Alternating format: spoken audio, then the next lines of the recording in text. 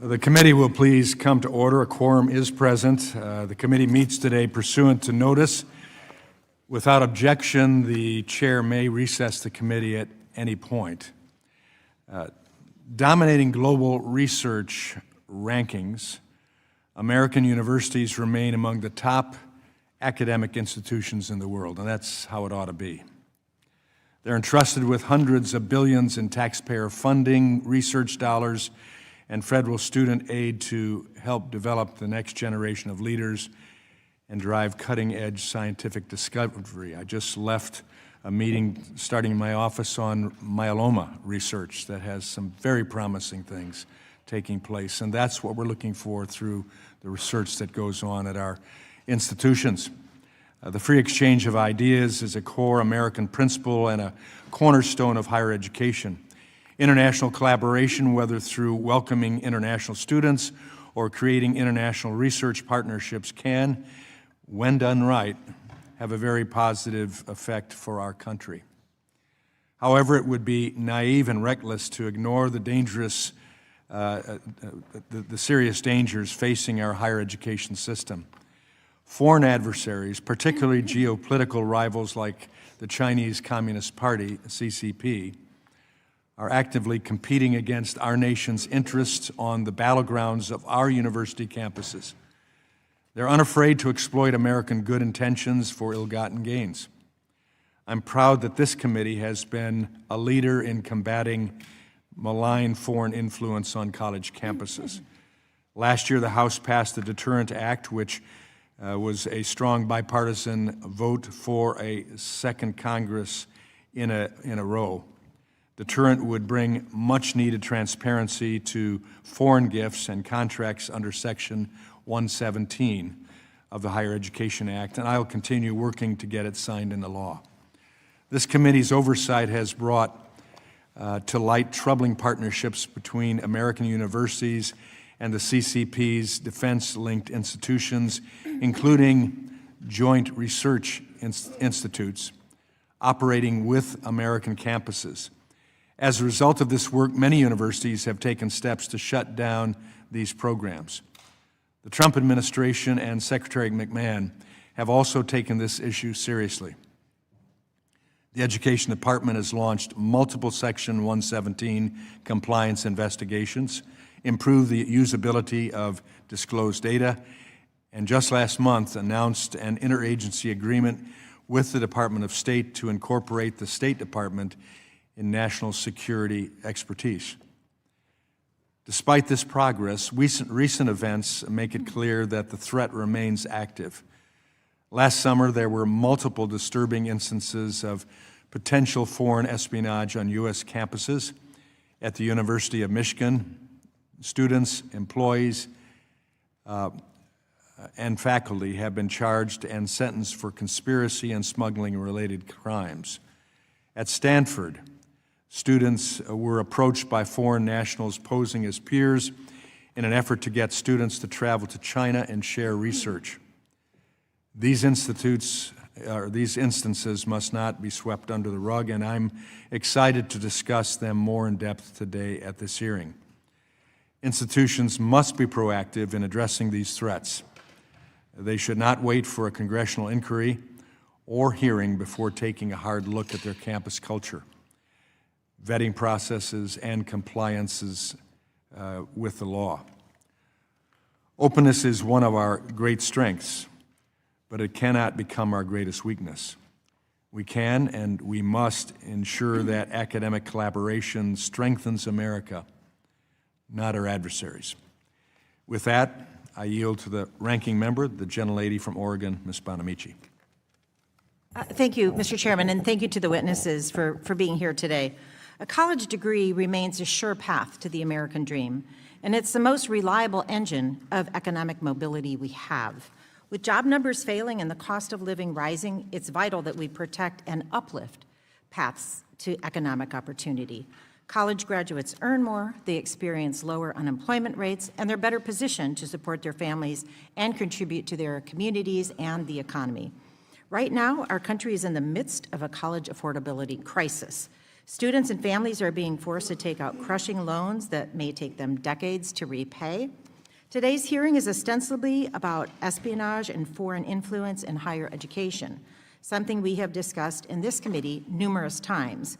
Unfortunately, I fear that today's discussion will once again focus on xenophobic conspiracy theories and culture war debates instead of addressing real barriers that college students are facing. Allow me to be blunt. The greatest threat facing students today is not foreign influence or espionage in higher education. Although these problems may exist, we can't easily quantify how or even whether they affect student life. And according to the testimony submitted today, which I have read, the processes are in place to address any foreign threat. They seem to be doing a decent job. I read your testimony. There doesn't seem to be anything close to a university under siege, which is what the title of this hearing portrays. What we can quantify, however, is the enormous and detrimental effect of the Trump administration's attacks on higher education, on student borrowers, on their families, which is why committee Democrats have invited a representative from the Government Accountability Office today to provide us with real data and facts. Since the Trump administration returned to office, Secretary McMahon has been trying to carry out President Trump's stated goal of dismantling the Department of Education to devastating effect. To date, the department has signed at least 10 interagency agreements to transfer its programs away from the experts at the department to other agencies. These moves have proven to be inefficient, wasteful, and harmful to students and families who are now being forced to deal with multiple agencies. These programs have been thrust upon agencies that do not have the knowledge or the expertise about complex topics like student financial aid, and they do not understand the importance of successful programs like TRIO and Gear Up that increase the educational success of first-generation college students. Recently, the GAO released a report showing that the department's Office of Federal Student Aid has actually stopped key oversight on loan servicers. In its oversight of the $1.6 billion student loan portfolio, the department is required, I think it's trillion, the department is required by law to ensure student loan servicers provide borrowers with accurate information about their loans. And when they do not, borrowers can either overpay or be placed in the wrong student loan repayment program. So the department's refusal to conduct robust oversight of student loan services is a dereliction of duty. Importantly, when the department conducted oversight during the Biden administration, it issued penalties to 4 out of the 5 servicers because they failed to meet accuracy standards. And now, without that oversight, the government is likely paying servicers for subpar or even illegal performance. And just last week, the department transferred its portfolio of defaulted student loans to the Treasury Department. Borrowers in default need support, but now they will have limited access to the department's subject matter experts. This transfer means that student borrowers who may be eligible for discharge or other relief will need to discuss their situation with people who frankly don't have a clue about how the program works. The department has also announced that it intends to hand over other student aid responsibilities to Treasury despite its lack of expertise. It certainly looks like the Trump administration's goal is to intentionally create chaos and confusion for these borrowers, many of whom are already in dire financial straits. Furthermore, the big ugly law is about to make major changes to income-driven repayment, changes that will affect millions of Americans. But because of the reductions in force, the RIFs, there are not enough staff left at the department to implement these changes and help borrowers navigate them. Starting on July 1st, millions of Americans will be left in the dark with no resources to help them. And to make matters worse for students, the Trump administration's dismantling of the Office for Civil Rights has undermined our ability to address discrimination in schools. In March of 2025, OCR's staff was cut in half. 7 of its 12 regional offices were forced to close. This move was not only devastating for students seeking resources for discrimination on campus, it was also inefficient and wasteful. A recent GAO report revealed that these layoffs may have cost U.S. taxpayers more than $38 million. If that doesn't qualify as waste, fraud, and abuse, I'm not sure what does. So it is irresponsible and short-sighted for this committee to focus on vague threats of espionage, which seem to be addressed by the universities, and instead of addressing the real problems in front of us. It's time for Congress to step up and do its duty to protect students and families from the overreaches and abuses of the Trump administration. So I urge my colleagues to listen to the unbiased reporting of GAO and consider whether blind loyalty to this administration is worth the costs outlined today. Thank you, Mr. Chairman. I yield back the balance of my time. I thank the gentlelady. Pursuant to Committee Rule 8C, all members who wish to insert written statements into the record may do so by submitting them to the committee clerk electronically in Microsoft Word format by 5 p.m. 14 days after this hearing. And without objection, the hearing record will remain open for 14 days to allow such statements and other extraneous material noted during the hearing to be submitted for the official hearing records. I now turn to the introduction of our four witnesses. And in light of the Sweet 16 success thus far, go Blue, it's a delight to welcome Dr. Domenico Grasso, the interim president of the University of Michigan in Ann Arbor, Michigan, who certainly took over the interim position in a very interesting period of time, and thank you for the service you provided to the institution. To introduce our second witness, I would like to recognize the representative from Florida, Mr. Fine. Well, thank you, Mr. Chairman, and it's always great to be able to introduce somebody from Florida, where I would note that we have passed bills, as I'll talk about in my 5 minutes, to deal with what is a real problem.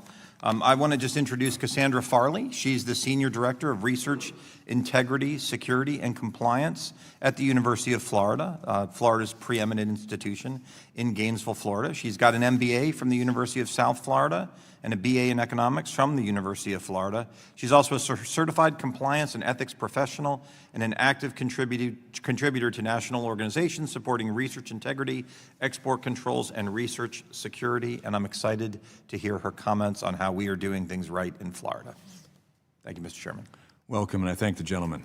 Our third witness is Ms. Melissa Emery-Aris, the Director of Education, Workforce, and Income Security Team at the Government Accountability Office in Washington, D.C. Welcome. Our last witness is Elsa Johnson, the Editor-in-Chief of the Stanford Review in Stanford, California. Welcome. We thank the witnesses for being here today. Pursuant to committee rules, I would ask that you each limit your oral presentation to a 3-minute summary of your written statement. The clock will count down from 3 minutes. As committee members have many questions for you, and we would like to spend as much time as possible on questions. However, pursuant to Committee Rule 8D and committee practice, we will not cut off your testimony until you reach the 5-minute mark. I would also like to remind the witnesses to be aware of their responsibility to provide accurate information to the committee. Having said all of that, I will now recognize Dr. Grasso for your testimony. Thank you, Chairman Wahlberg. Chairman Wahlberg, Ranking Member Scott, and members of the committee, thank you for the opportunity to speak with you today about research security at the University of Michigan. My name is Domenico Grasso, and I have the privilege and honor of serving as the president of the University of Michigan since May 2025. My term will end this coming May.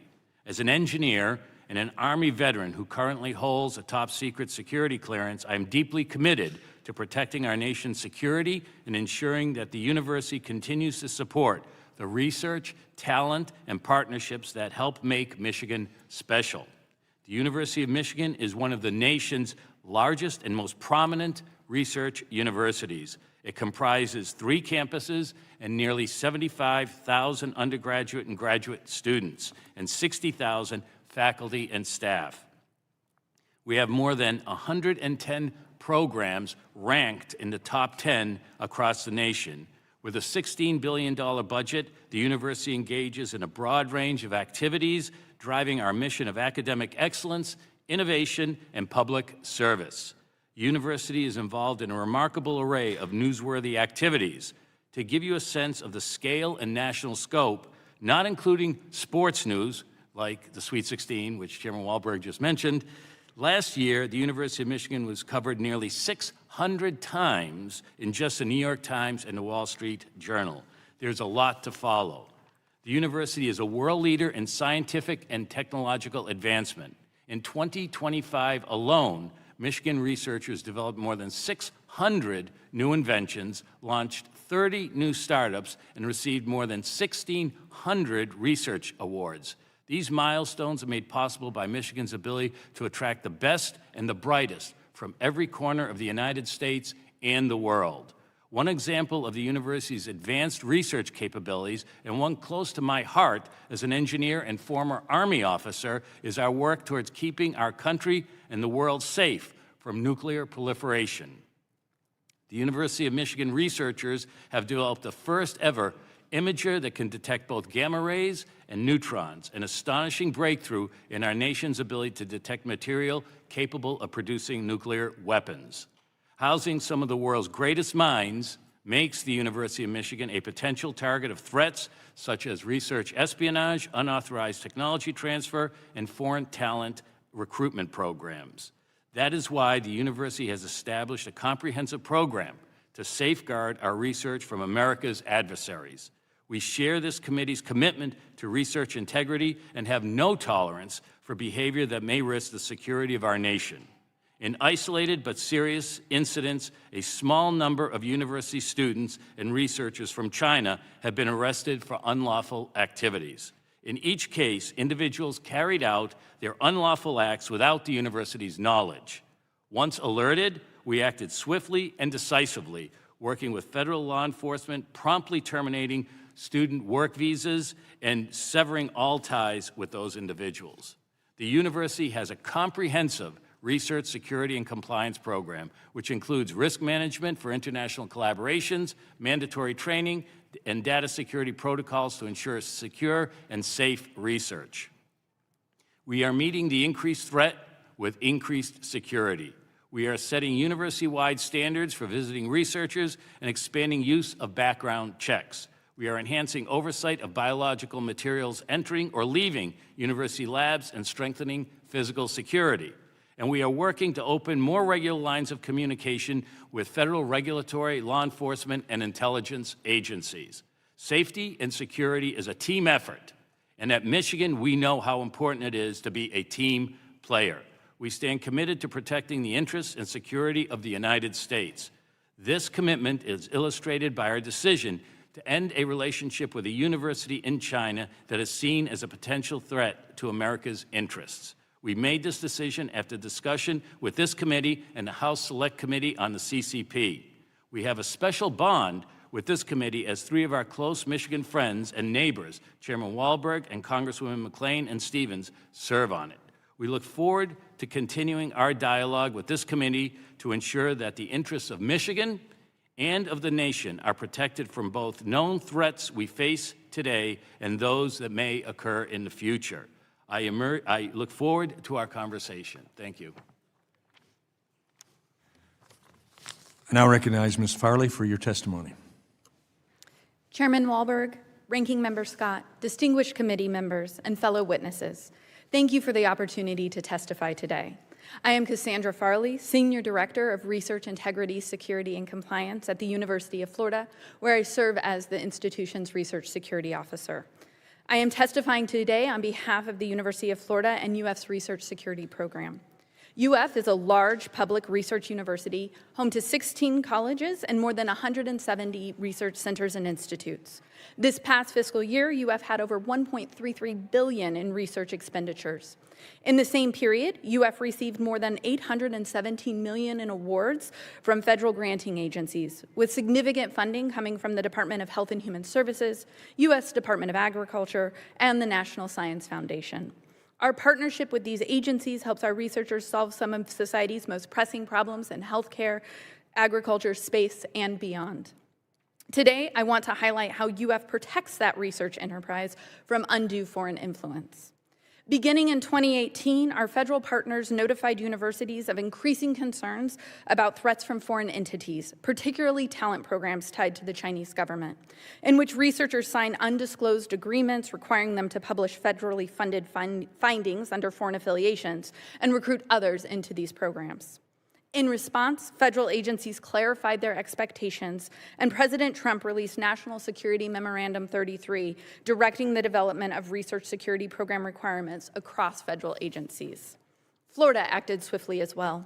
In 2021, the Florida legislature unanimously passed, and Governor DeSantis signed into law, the Act relating to foreign influence, establishing a series of statutes that are the foundation of UF's research security program today. These statutes require that Florida universities regularly report foreign gifts, contracts, and agreements, have a centralized international review and approval process, and screen all research and research support hires. The statutes also prohibit gifts from entities in foreign countries of concern and bar agreements with such entities without prior approval from the Florida Board of Governors. To build our research security program, UF made significant investments in personnel, technology, and new processes to further improve our compliance posture. This research security program has several core components: screening all new research hires and visiting scholars through a risk-based review process that evaluates background affiliations and the nature of the proposed research, reviewing all international agreements regardless of funding source, maintaining a robust export control compliance operation, reviewing all international travel in advance and requiring compliance certifications from every traveler, and mandating annual research security training for all federal award personnel as required by the CHIPS and Science Act. Additionally, as a matter of policy, UF will not enter into any contract, agreement, or activity with any entity on a U.S. government restricted party list. Through strategic investments in its research security program and partnership and collaboration at both the state and federal levels, the University of Florida continues to demonstrate that it can support and enable innovative and groundbreaking research while meaningfully working to secure the research enterprise. Thank you. Thank you. Now recognize Ms. Emery-Aris for your testimony. Thank you. Chairman Wahlberg, Ranking Member Scott, and members of the committee, I am pleased to be here today to discuss the Department of Education's role in ensuring accountability in higher education. Education's responsibilities include overseeing colleges, federal student aid, and the servicers that help administer the student loan program. My remarks today addressed recent work examining education's oversight of student loan servicers. I will also address key prior GAO recommendations that education has yet to implement. Earlier this month, we reported on the impact of recent staffing reductions on education's oversight of its student loan servicers. Specifically, we reported that in February of 25, education stopped assessing student loan servicers on accuracy and call quality due to lack of staff capacity, according to education officials. The two metrics were intended to measure whether student loan servicers were, one, keeping complete and accurate records for borrowers, and two, providing borrowers good customer service. The decision to stop assessing these performance metrics occurred shortly after the administration began issuing presidential directives on downsizing the federal workforce. Education reported that between January and December of 25, the number of staff at its Office of Federal Student Aid decreased 46%. Without this servicer oversight, education lacks reasonable assurance that borrower records are correct. Inaccurate records can result in borrowers being billed for incorrect amounts or placed in the wrong repayment status. Additionally, borrowers need to be given correct information when they call for help. To address these concerns, we recommended that education assess servicer accuracy and call quality. Implementing our recommendations from prior years could also help education strengthen accountability. For example, implementing our 2019 recommendations to improve verification of borrower income and family size could help reduce the risk of fraud and error in certain repayment plans and potentially save over $2 billion.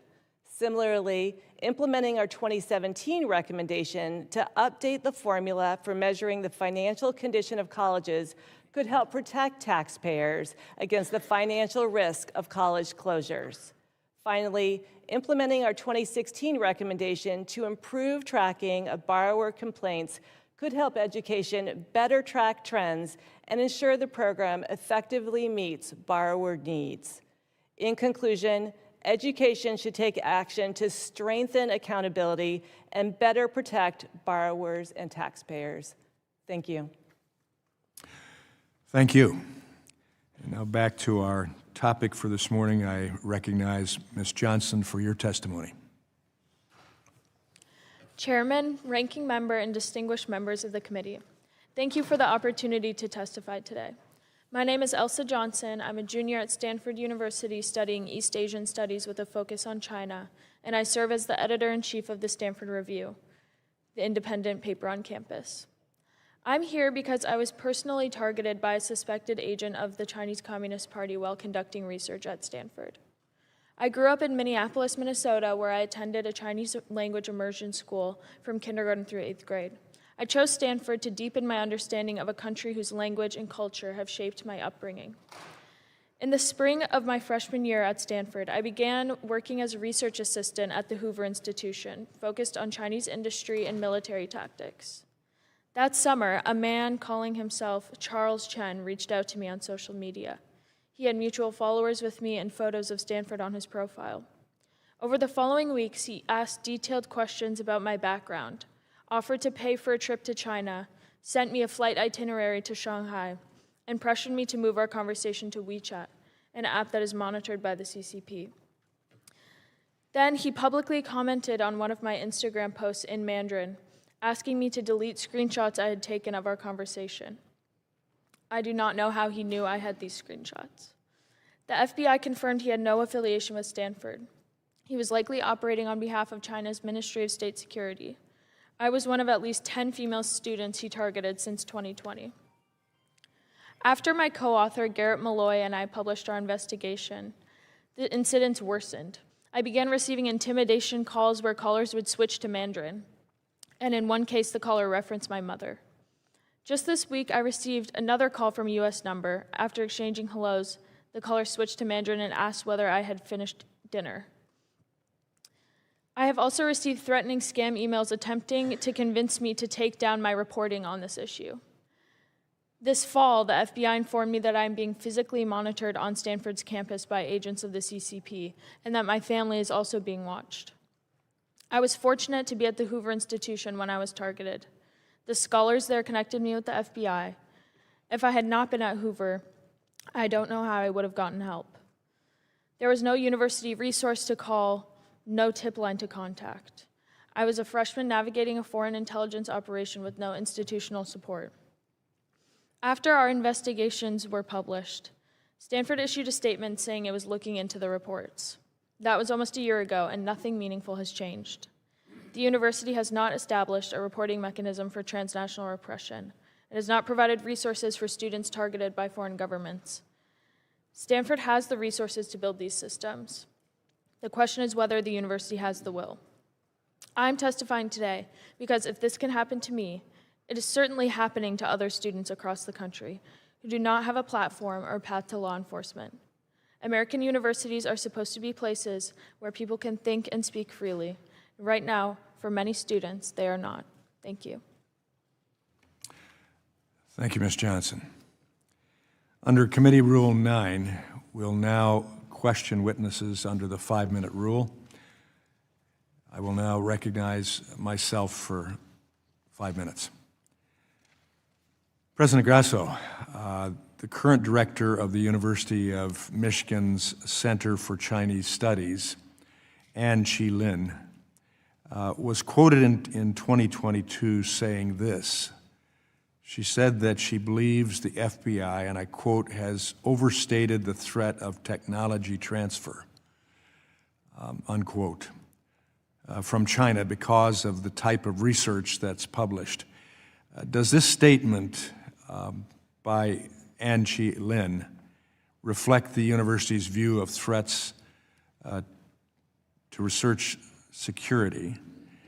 And if not, what tangible policy reforms have been made at the university, particularly in light of the multiple incidents last summer? Thank you, Congressman. My understanding of that statement by An-Chi Lin is that she has told others that she was misquoted in the statement. Nonetheless, that statement is something that we don't agree with at all. We find threats from overseas to be a considerable point of interest for us that we need to protect against. Research security is absolutely fundamental to our mission. A few years ago, there was National Security Presidential Memorandum number 33 that was put out with regard to protecting our national interests and security. We actually hired the authors of that memo to help us build a stronger and more robust research program. We have a strong program, and it continues to get better. For example, let me just tell you some of the things that we do. We've expanded our background checks. We've increased our channels of communications with federal agencies.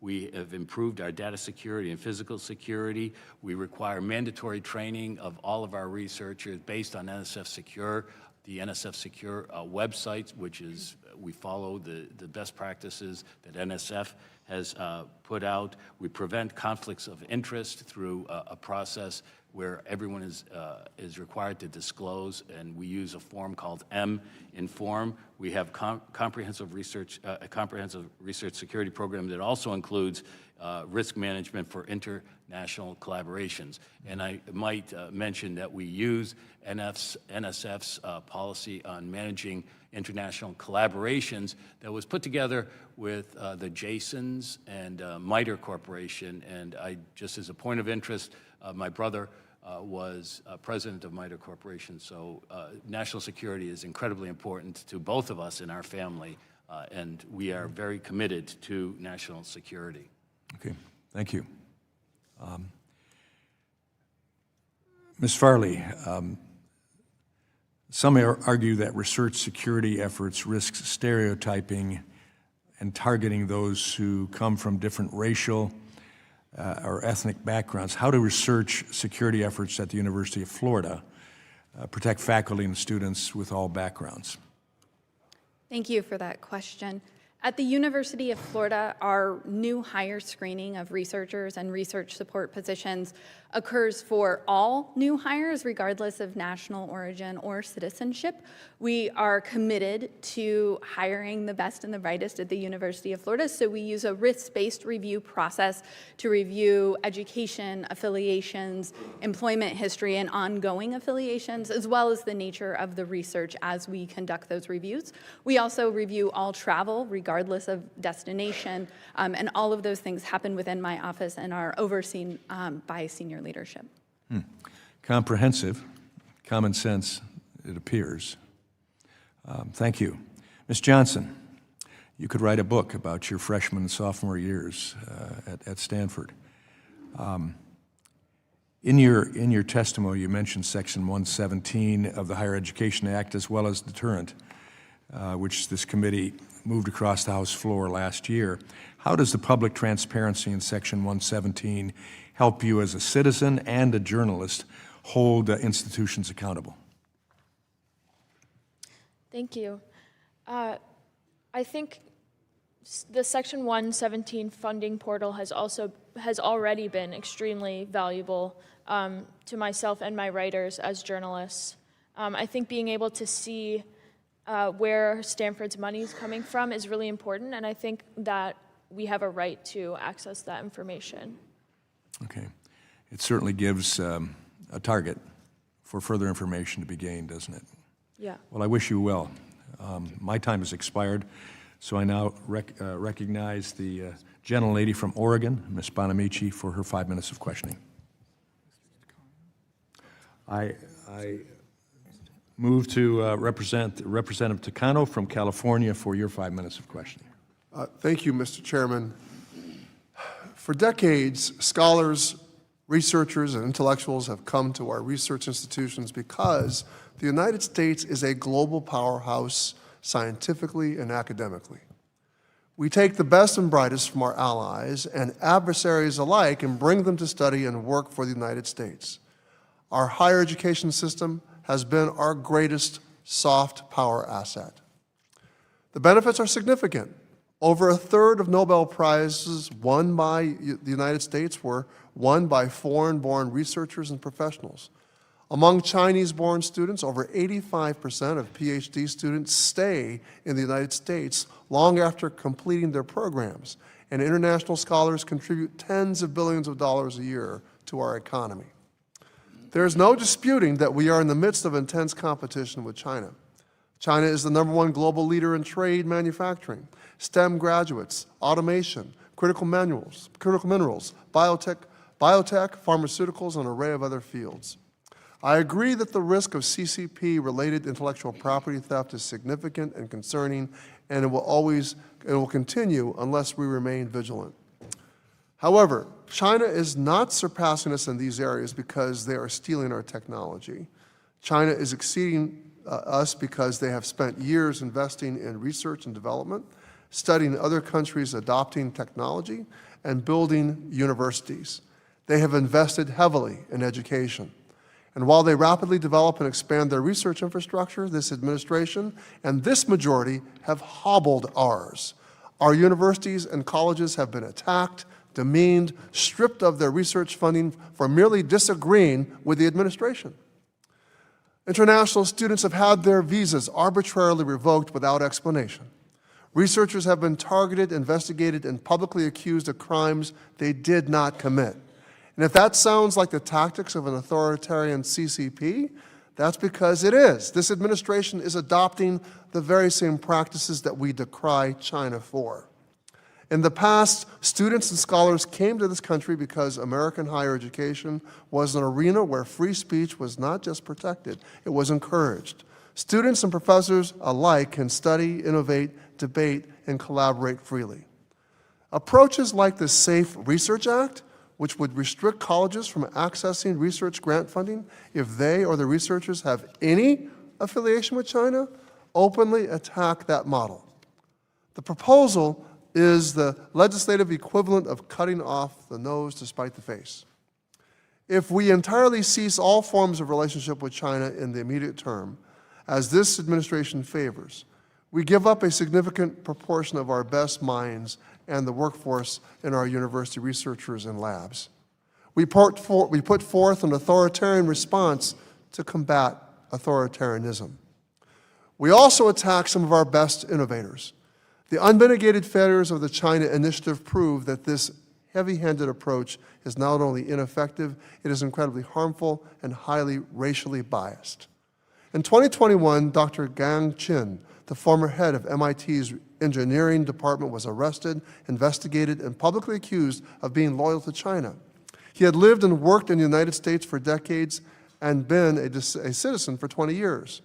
After 2 years of investigation, the charges were dismissed, but not before his research had been halted and his grants had been lost. Years later, he went on to head the development of what is now recognized as the best semiconductor material yet discovered for its speed and durability. Had the China Initiative succeeded in sending Dr. Chen back to China, the U.S. would not have that technology. The China Initiative has had incredibly tragic consequences as well. In 2019, Dr. Jane Wu was targeted by a China Initiative investigation. Dr. Wu was a neuroscientist studying cancer and ALS that had been in the U.S. for 40 years and a citizen since the year 2000. Dr. Wu was cleared after 2 years, but in that time she lost access to her lab, her research, and her funding. She committed suicide in 2024. When it comes to policymaking, vehemence does not equal competence. And rather than chest beating and name calling, we must pursue solutions that balance both academic freedom and national security. We should strengthen the bipartisan proposals that have been put forth and treat this issue with the gravity it deserves, not use it as another opportunity for political grandstanding. I yield back, Mr. Chairman. I thank the gentleman. I recognize the gentlelady from New York.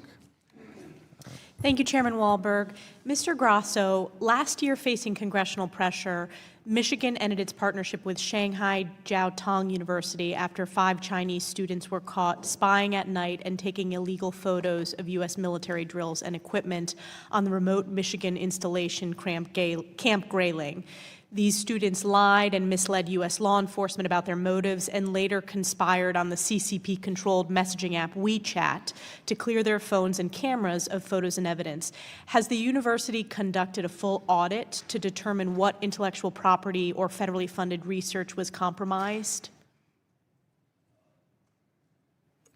Congresswoman, we are unaware of any research that was compromised by these individual students. What they did was at Camp Grayling, miles and miles away from campus, and they were arrested for taking pictures of a military installation, and they But were. while they were students, though, did you do an audit on whether there was any access to any research being conducted on the university campus? I understand Camp Grayling is off campus, but was there an audit conducted? Well, they were not researchers; they were undergraduate students. So we did not do an audit, but I suspect that they were not, unless they did something nefarious, they did not have any access to any of our research. Well, they did do something nefarious off campus. I think it would be important for the university to ensure that there is a full audit conducted to make sure that no research, that they didn't take any nefarious acts there. Are there currently any Chinese nationals at Michigan involved in research funded by either the Department of War or any federal agency?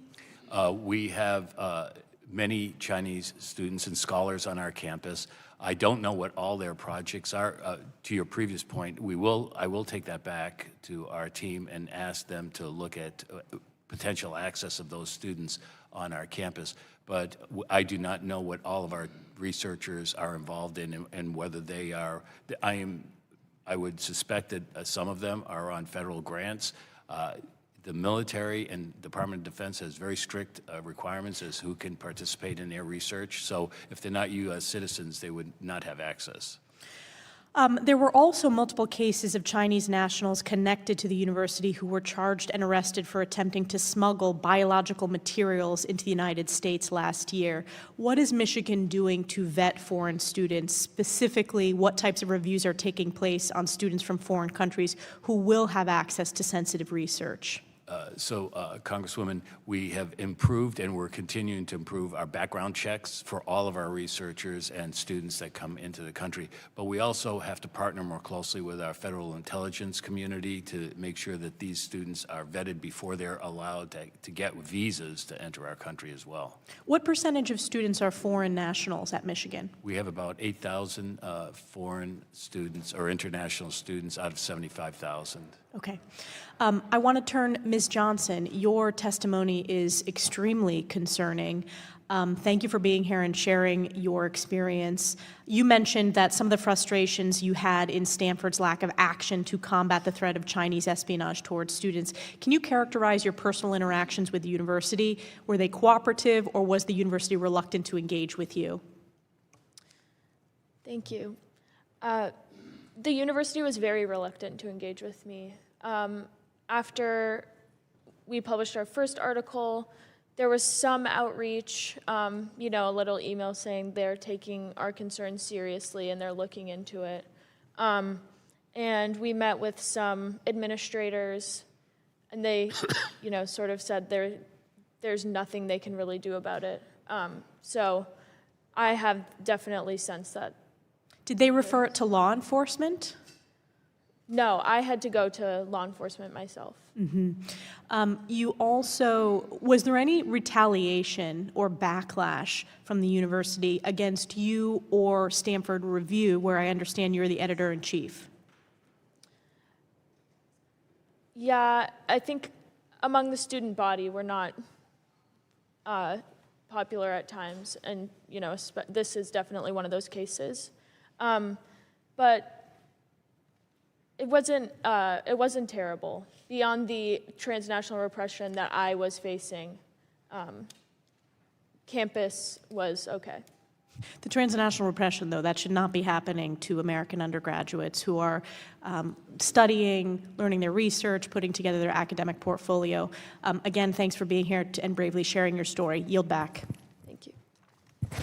I thank the gentlelady. I recognize the gentleman from Connecticut, Mr. Courtney, for your 5 minutes of questioning. Great. Thank you, Mr. Chairman. And again, if it hasn't already been stated, again, just for the record, this committee last Congress held a hearing and a markup on a number of bills regarding this issue.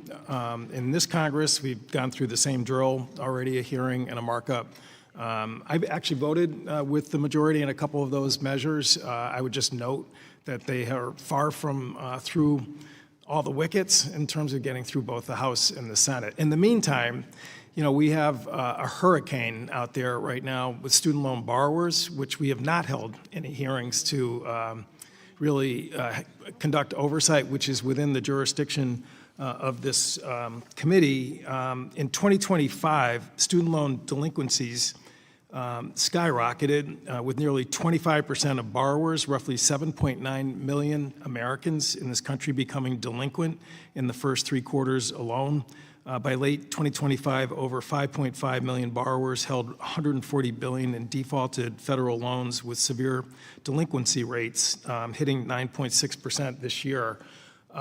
Again, this is all happening at a time when there's a cost of living crisis, and when this administration let the payments snap back when they took over, again, it has just been pouring gasoline on the fire. At the same time, we have a situation over at the Department of Education, as our witness, Ms. Emery Harris, has testified, where the whole structure of the Federal Student Loan Assistance Office is being gutted, and they're also, because of the president's executive order, there's been this sort of quasi-transfer of authorities outside of the Department of Education.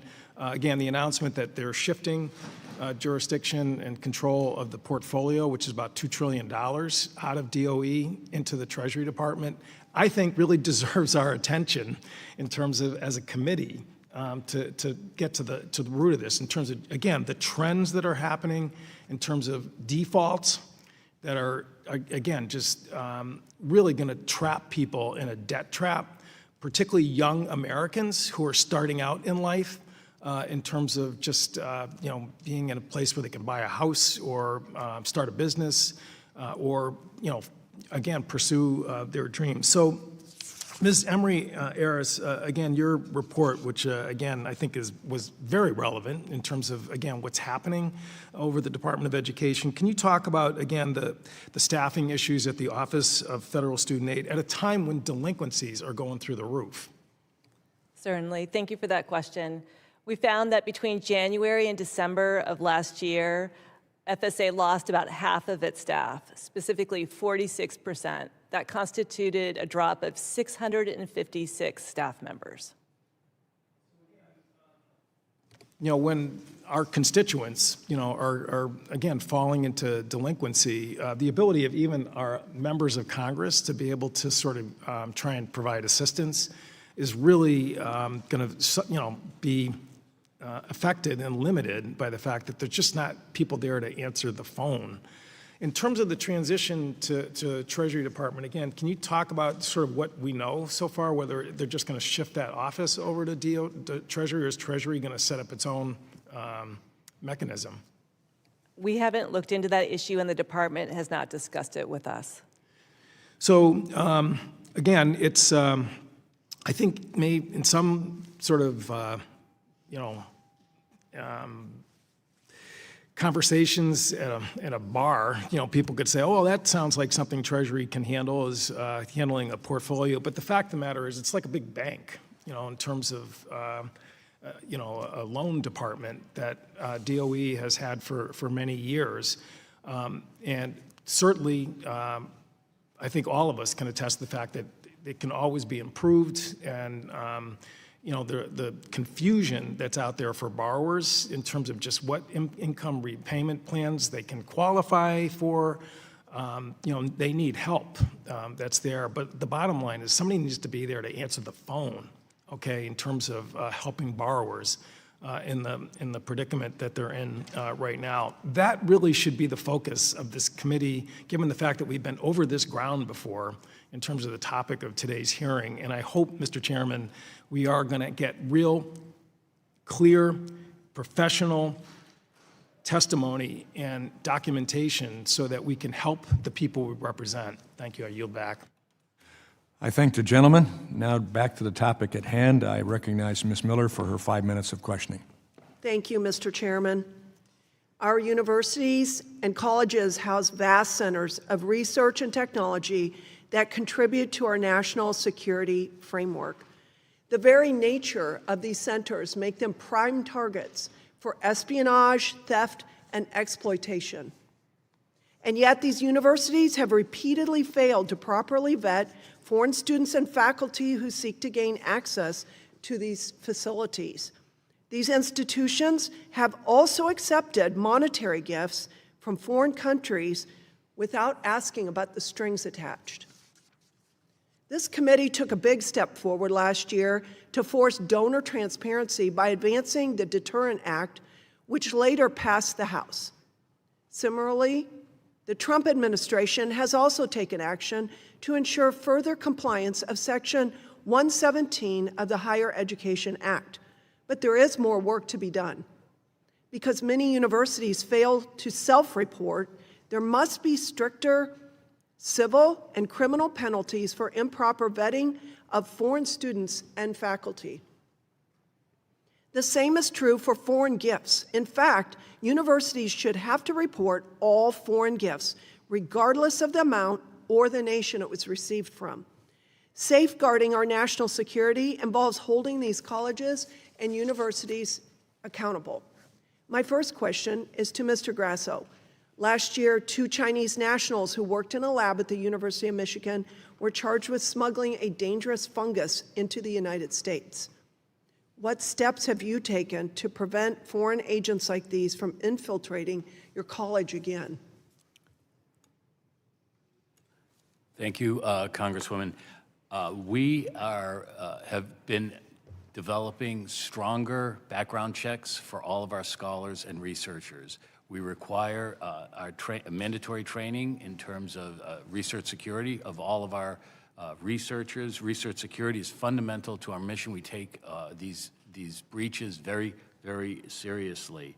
We have improved many of our research protocols. We have very strong protocols, and we continue to improve them along with annual training, as I mentioned.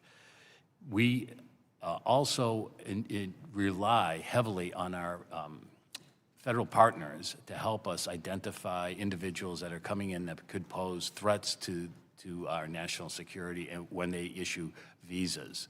And we continue to look at export controls, foreign engagements. As I mentioned, we check all of our foreign engagements, and we do all of our reporting according to Section 117 of the Higher Education Act. Okay, well, we're going to hold you accountable for that. My next question is to Ms. Farley. In your written testimony, you mentioned several Florida laws designed to reduce undue foreign influence in colleges and universities. Could you talk about the effectiveness of these laws and how we might implement similar policies on a federal level? Thank you for that question, Representative. I would, of course, have to defer to policymakers as to the best approach to regulating institutes of higher education. But at the University of Florida, we have a highly compliant program. We have fully committed to complying with all state and federal regulations related to research security. The statutes in question require that the University of Florida screen all new research and research support positions prior to hire. Our institution also has implemented an international travel review program in which travelers must report their travel. Prior to traveling, it must be reviewed by my office, and they must certify compliance with relevant policies and regulations. And in addition to that, there are several reporting requirements in which the university reports foreign gifts and contracts to the Florida Board of Governors on a regular basis to include on any agreements with countries of concern. So what enforcement policies are in place? In what sense? Well, if a college or university violates those. Oh, absolutely. So the Florida Board of Governors requires reporting of these agreements on a biannual basis, and then there are consequences in place. I don't have the exact language of the statute in front of me if there is a lack of reporting or transparency. So the Board of Governors is highly involved in oversight and monitoring of compliance. Do you know of any situations where you've had to force some kind of compliance or fine a university or take some kind of punitive action? So I can only speak for the University of Florida, but our program is highly compliant, and we've had a variety of outcomes from the reviews that we do in compliance with the Florida Board of Governors regulation. Well, thank you. Florida's been such a light in the country. I appreciate what you've all done. My last question. Gentlelady's I'm running time out has of expired. Okay, thank you. If you wouldn't have explained about Florida so strongly. Remember Michigan. Okay. Now I recognize the gentlelady from Florida, Ms. Wilson, for 5 minutes of questioning. Thank you. Thank you, Chair Walberg and Ranking Member Scott. But I just have to ask, what problem are we actually trying to solve today? Why are we here? Where is the evidence that America's universities are under siege by foreign espionage at a scale that justifies this level of alarm? And while we're asking questions, why aren't we holding hearings on the real crisis facing students? This is the Education Committee, and we should be ashamed that we are not examining how, by dismantling the Department of Education, slashing oversight, and gutting federal student aid in the so-called Big Ugly Bill, Republicans have made college less affordable, less accessible, and harder to finish, especially for low and middle-income families. Who is truly putting students at risk? This hypothetical foreign actor or policies that gut federal student aid and undermine the Department of Education? How does slashing support for Pell Grants and loan programs strengthen higher education or our workforce? Instead of chasing xenophobic conspiracy theories that risk stigmatizing international students and distracting from real problems, this committee should be focused on holding the administration accountable for the chaos and confusion it is inflicting on borrowers and on institutions, and on advancing serious legislation that ensures every single student in this country who wants to can access and complete a quality degree. With that, I have a few questions. Ms. Emery Arias, how have the changes to the federal student loan access and repayment in H.R. 1, the so-called Big Ugly Bill, affected the affordability of higher education for low and middle income students who depend on federal aid to enroll and stay in school?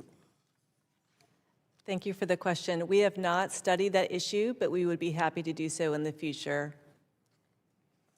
Okay, well, last week, the Department of Education announced that it will transfer the Office of Federal Student Aid to the Treasury Department.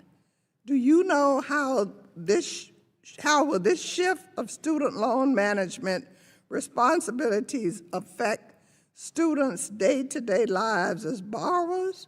For example, the clarity of information they receive, the quality of customer service, and the ease of navigating repayment and default?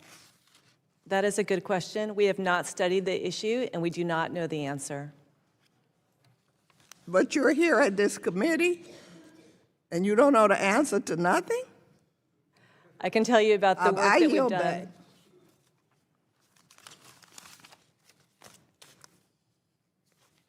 The gentlelady yields. I thank the gentlelady. Now I recognize the gentlelady from Michigan, Ms. McLean.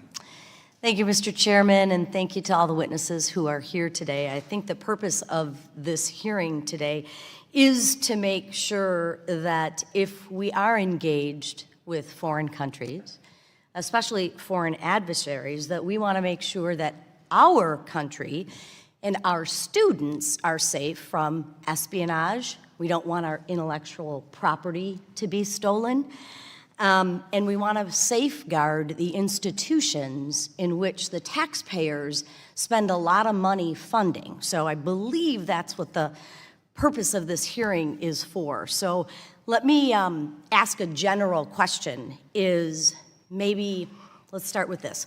Why do you believe foreign relationships at the university level are important, right? We have a lot of taxpayers paying money for taxes for their students to go to our universities. Why are the relationships with foreign countries, especially foreign adversaries, why are those relationships even needed? And I'll ask both the university presidents. We'll start with you. Thank you, Congresswoman. First, it's not about foreign talent in isolation. At the University of Michigan, we are one of the greatest universities in the world, and we want to attract the best talent from around the world to come and work with our researchers and study with our students to the benefit of humanity. And we understand that the majority of the university is funded through Michigan taxpayer dollars. That's why if we invite students from other states or from other overseas, they pay a differential to compensate for the difference that taxpayers get a discount on. But we are not necessarily existentially dependent on international talent, but it is to the university's benefit and to society's benefit to attract the best and the brightest to the university to develop the best technologies in the future for the university. Ms. Farley? Thank you for that question. At the University of Florida, in compliance with state statutes, we review all international agreements, regardless of funding source. At our institution, we're committed to finding the appropriate collaborators for our research, but all agreements go under a thorough review by the appropriate office. But as a matter of statute, we do not enter into any agreements with foreign countries of concern without the prior approval of the Board of Governors. Is it necessary to have foreign countries in these relationships and these partnerships, knowing that there is a risk of espionage, of intellectual property being stolen? Is it really necessary? Thank you for that question. In my role as the Research Security Officer, I am responsible for reviewing these agreements, ensuring the risk is as minimal as possible, and when at all possible, ensuring that that risk doesn't exist. So you can't really comment on my question? Okay, all right. What I'm curious about is what happens, and can you walk us through to give us a little peace of mind, what happens today if a researcher fails to disclose a foreign affiliation? We'll start with you, Ms. Farley. We'll go in reverse order. Thank you for that question, Representative. At the University of Florida, our policy on conflicts of interest and conflicts of commitment prohibits participation in malign foreign talent recruitment programs. That's a explicit prohibition, but and all employees are required to disclose outside activities. But what happens if they don't? What happens? If they violate our policy, our institution follows our policy to do a thorough review to determine if there was a violation of our policy, and then there is a process in place to conduct that review. Is there a zero tolerance policy? If there's a violation of our policy, then we would follow the laid out disciplinary actions within that policy, yes. And what would that disciplinary action be? Depending on the scope of the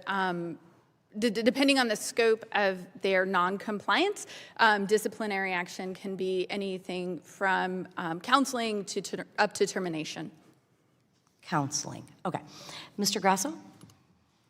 Thank you, Congresswoman. I think our program would be similar. We would do an investigation if there was an oversight and disclosure of a conflict of interest, and the penalties would be commensurate with the oversight. If it was a simple oversight of perhaps an honorary title at a university that was not listed on someone's disclosure form, we would have a conversation with the individual. If there's a compensation associated with it, it could be up to termination, which we did do in a particular instance that we found. Thank you very much. My time is up. Thank you, Mr. Chairman. I thank the gentlelady. Now I recognize the gentlelady from Michigan, Ms. Stevens. Thank you, Mr. Chairman, and thank you to all of our witnesses here today, and great to see you, President Grasso, go blue. We know we're all in challenging times for higher education. As many of my colleagues have pointed out, faculty, administrators, researchers, and most importantly, students have been caught up in the current administration's reckless dismantling of federal agencies, as well as cuts to research funding that have changed the landscape of university and academic life dramatically. I also have the privilege of sitting on the House Science, Space, and Technology Committee and the Select Committee on Strategic Competition between the United States and the Chinese Communist Party.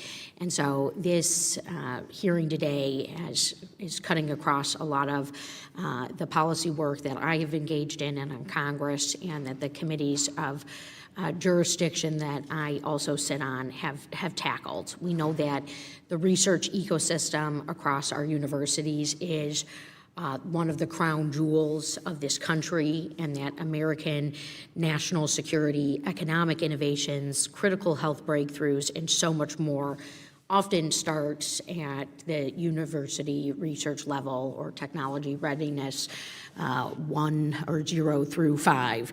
So the research is going to be a target, and we know that, for our adversaries and our competitors.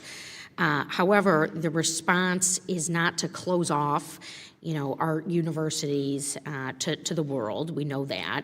We don't want to be launching xenophobic attacks against particular student communities or cut off critical federal research funding. And instead, we should adopt common sense protections like the ones codified in my United States Research Protection Act that passed the House on voice vote last year.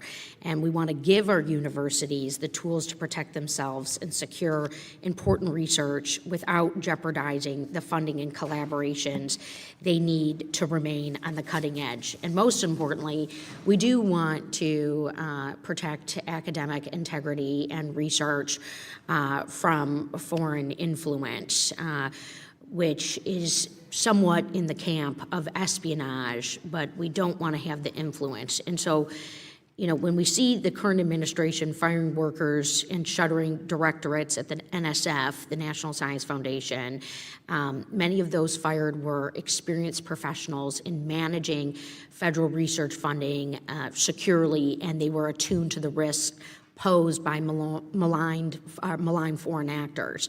And so it's safe to say that eliminating that institutional knowledge made it more difficult for universities to maintain their security of their research operations. And to that end, Mr.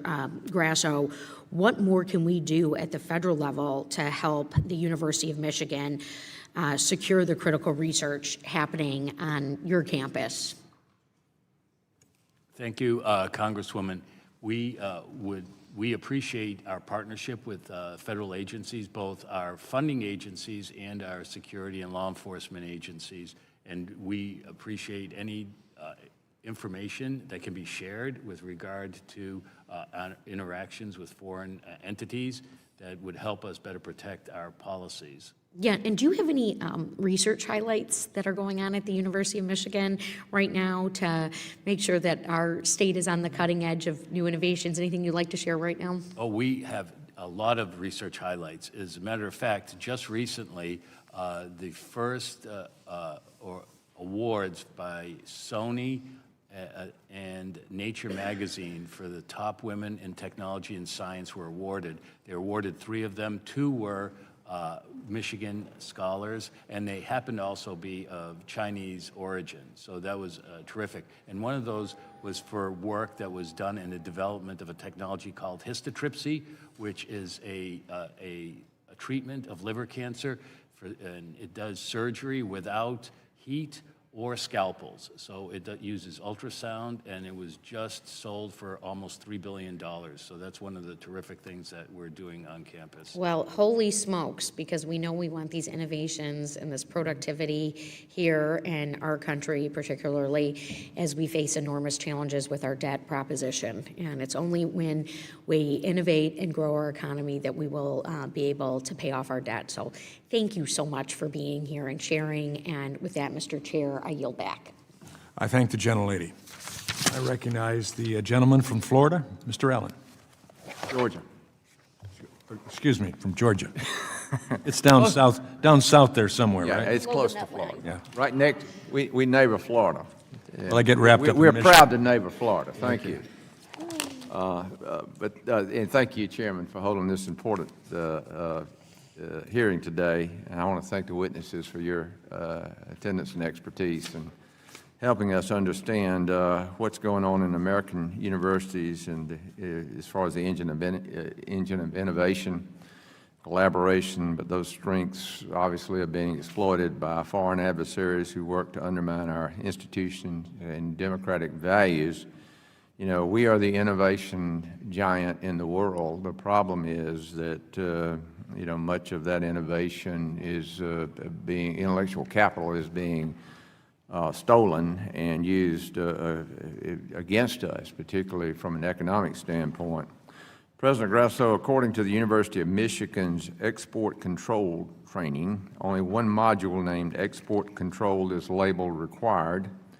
9 other modules are deemed optional, including export compliance and biosafety, export compliance for international shipping, and export compliance in the United States sanctions program. Do you believe having those trainings only be optional for university faculty and staff is taking a strong and proactive approach towards research security? Congressman, thank you very much for the question. Research security is our fundamental basis for doing our research.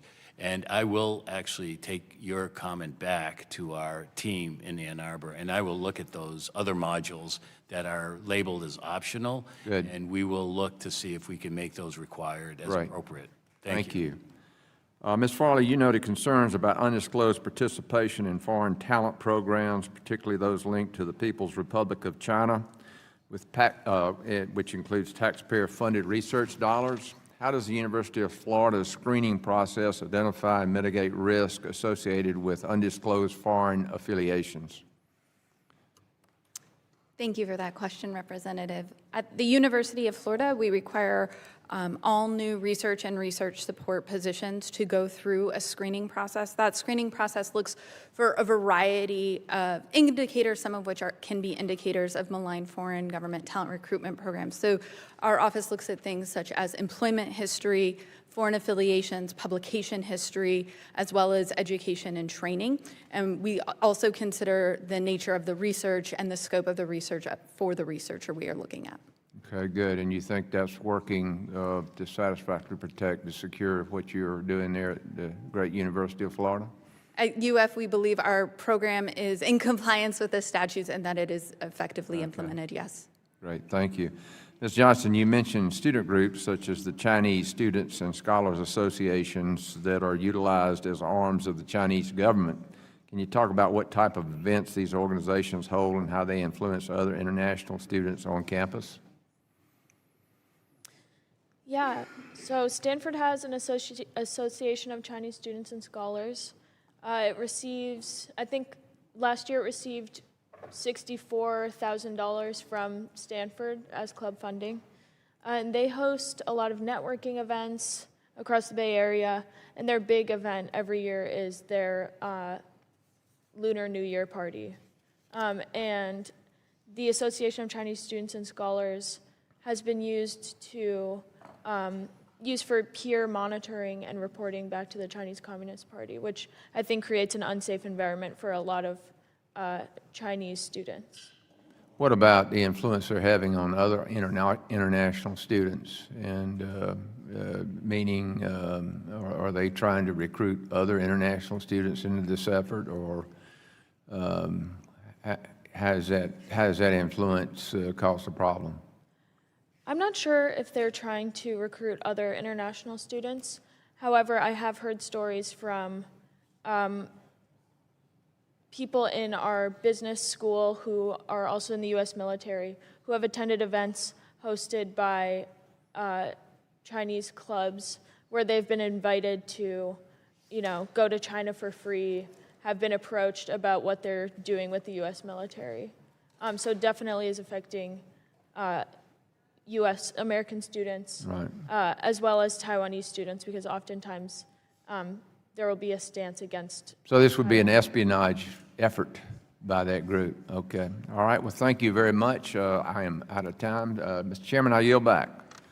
I thank the gentleman, and I do apologize. How could I think of moving you out of the home of the Masters tournament coming up in a couple weeks? Maybe it's jealousy. Yes, sir. Well, yes, it's 2 weeks away, and we're looking forward to it, and it's 80 degrees in Augusta, Georgia today. Thank you. You said too much right now, so I thank the gentleman. Now I recognize the gentle lady from Oregon, Ms. Bonamici. Thank you very much, Mr. Chairman, and thank you again to the witnesses. I appreciate my colleagues' dedication to this issue, and I just wish that they brought the same level of commitment to addressing problems in our higher education system, like the cost of college and meeting the basic needs of students. Recently, the GAO published a report about the Department of Education's Office for Civil Rights. That's the office that's charged with enforcing civil rights laws that protect more than 70 million students in schools and universities nationwide. Unfortunately, the Trump administration has slashed this office, laid off about half the staff, closed 7 of the 12 regional offices, and then several months later, OCR then recalled about 250 of the laid-off staff to address the backlog of civil rights complaints.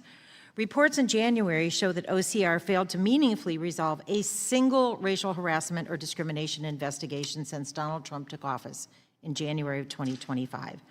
Then more than a month ago, 70 of my Democratic colleagues joined me in sending a letter to Secretary McMahon and Assistant Secretary Ritchie. We need answers. We asked about the current number of pending cases and open investigations, how many full-time workers OCR employs, how many remain on paid administrative leave, and whether OCR has resolved any cases related to racial harassment or discrimination of students. We requested answers within 30 days. We have heard nothing. It's been 50 days, no response. Ms. Emery Aris, GAO released a report in January investigating the reduction in force and restructuring at OCR. What effect did the rifts have on the caseload of the employees who remained at OCR, and what were the circumstances that led to the department recognizing that they needed to reinstate some of those employees? So as you noted, the department cut about half of the OCR staff during this time, dating back to March. And during this period, from March through September, they had more than 9,000 complaints of alleged discrimination. They opened more than 600 investigations. They reported resolving about 7,000 complaints, and they noted that about 90% of the resolutions were through dismissals. So they just dismiss the cases rather than resolve them, is what you're saying? There can be many reasons for dismissals, and the department has not disclosed what those reasons are. And what was the cost to American taxpayers of placing OCR employees on paid administrative leave as part of the RIF? And then what was the cost of recalling them later in the year to address the backlog of civil rights complaints? That's an excellent question, and we don't know the answer because the department didn't do what it was supposed to do. The department was supposed to calculate those costs before initiating the RIFs. It did not.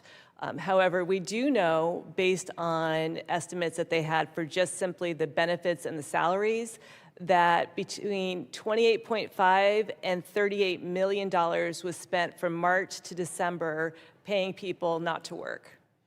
Yeah, that is not government efficiency when we pay people not to work. And I just want to note, Mr. Chairman and colleagues, that, Ms. Johnson, I'm sorry, I missed your testimony that you gave orally, but I read through your testimony, and you certainly don't agree with what happened to you, but I talk to people all the time about higher education, and what I'm hearing is, I don't know if I can afford to go to college. I don't know what's going to happen with my student loans. I have so much student loan debt, I don't know what to do with all the changes in the program. It's confusing. We don't know what's going to happen. Now they're trying to send the student loan collection to Treasury without the appropriate staff or expertise. That's what people are talking to me about. We've passed legislation. We've had hearings, multiple hearings on the threat to research security, both here and in the Science Committee. And from the testimony from the institutions, as I said earlier, they are addressing those threats. What we really need to deal with is the attack on higher education. And we're not doing that in this committee. And Mr. Chairman, I hope we can do that because higher education is a path to opportunity, and we need to open those doors of opportunity, not close them. I have said that H.R. 1, the big ugly bill I call it, is a dream killer because there are a lot of people now who just feel like they won't be able to afford to go to college unless they're from a wealthy family. That's taking opportunity away from people, which is exactly the opposite of what President Johnson, when he signed the Higher Education Act, said this is to open the doors of opportunity. That's what this committee should be doing, opening doors of opportunity for students across the country and making sure that if people have student loan debt, they have a manageable way to pay it back instead of thrusting him into the chaos that is about to erupt at the Treasury. And I yield back, Mr. Chairman. I thank the gentlelady, and I would note that we concur with your desire to encourage higher education. We see different approaches, but we certainly want to encourage higher education. Let's move now to the gentleman from Indiana, Mr. Messmer, for your 5 minutes of questioning. Thank you, Mr. Chairman, and thank you for the witnesses for being here today. President Grasso, when universities are faced with potential criminal activity by foreign nationals, cooperation with law enforcement cannot be optional or delayed. Timely action is essential to ensure those that break the laws are held accountable without exception. Yet, at the University of Michigan, we have seen a case of at least 2 foreign nationals on student visas who were able to flee the United States and remain fugitives. This cannot happen again, and I hope you agree. I had a provision included on the House-passed Deterrent Act last March that would strengthen coordination between universities and federal agencies to assure compliance, streamline reporting, and close gaps that let bad actors slip through the hands of law enforcement. What concrete steps will the University of Michigan take to work directly with federal agencies to improve reporting and prevent future cases from falling through the cracks? Thank you, Congressman. When we get a report from federal agency of a transgression in our laws, we take immediate action. And as I mentioned, we've had several instances where federal agents identified students that were doing illicit things. We revoked their visas right away, and then they were either arrested or some of them left the country. But we take immediate action when we are faced with illicit action that's reported to us by the federal authorities. All right, thank you. Ms. Johnson, do you feel like Stanford has support systems in place for students like yourself who are experiencing transnational repression? No, I don't think Stanford has the proper infrastructure in place. I think they have been sort of helpful with, our program for international students, but not on the transnational repression front.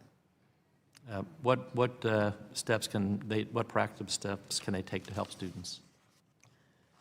I think they should try to set up an anonymous tip line for people to report incidents, and I think they should set up even a small office for students to talk to administrators about this issue. Okay, thank you.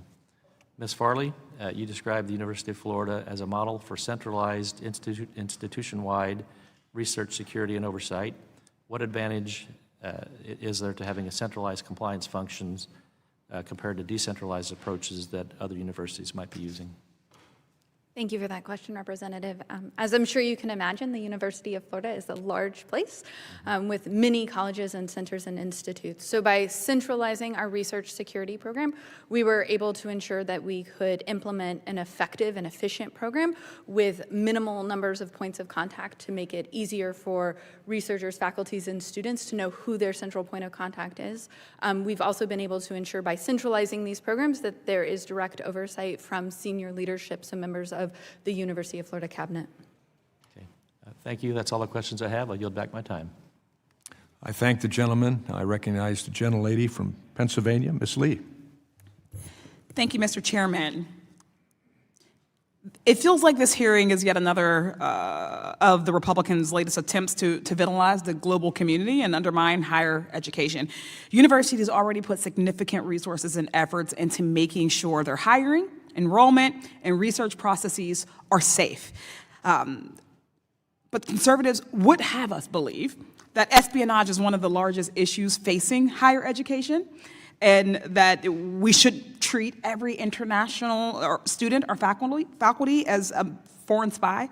The research universities in my district, like the University of Pittsburgh, Carnegie Mellon University, are great because, not despite of, the international community. Dr. Grasso, in your testimony, you mentioned that your university's achievements are made possible by the ability to attract the best and brightest from every corner of the United States and the world. How does your university benefit from enrolling international students and hiring international faculty? Thank you, Congresswoman. That is a great question. We attract the best and the brightest from around the world, and they come and they enrich our campuses because they not only bring their intellectual power, but they bring different perspectives from around the world and how different cultures and communities look at different problems. And that helps our students learn from them as they sit side by side in classrooms, and it helps our researchers attack very difficult problems from different perspectives. So we have benefited greatly from an international community of the best and the brightest. And Time Magazine just ranked the University of Michigan the 9th best university in the world. There were only 4 other American universities ahead of us. They were privates.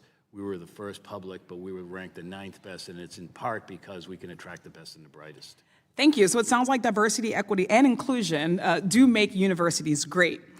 I do, and I try to be sensitive because I recognize that a lot of our university presidents who have come before our committee, they have brought some concerns about speaking out in front of or around this administration, in front of Republicans. We know that Trump has made it clear that he intends to use the full force of the federal government, including this committee, to go after some of our university presidents and our institutions. This administration threatens the existence of our higher education institutions. And perhaps, I know you all can't always say it, so I will say it for you, but I am grateful that you have come to share this perspective. That is a really important one. If Republicans want to protect research, they can stop cutting research funding. They can make sure that the NIH and the NSF are fully staffed with scientific experts who make decisions based on research integrity instead of fascist ideology and conspiracy theories.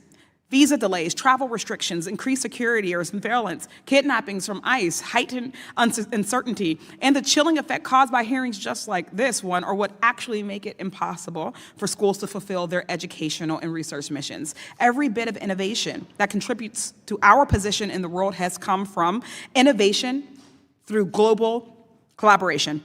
Congressman Takano mentioned it, but it bears repeating that our ability to attract the best and the brightest from all corners of this country and the world is what comprises America's soft power. It's not just what makes us globally competitive, it's what makes us globally safe. We should be proud of the fact that people all over the world want to come here, that we have built a society that people want to contribute to.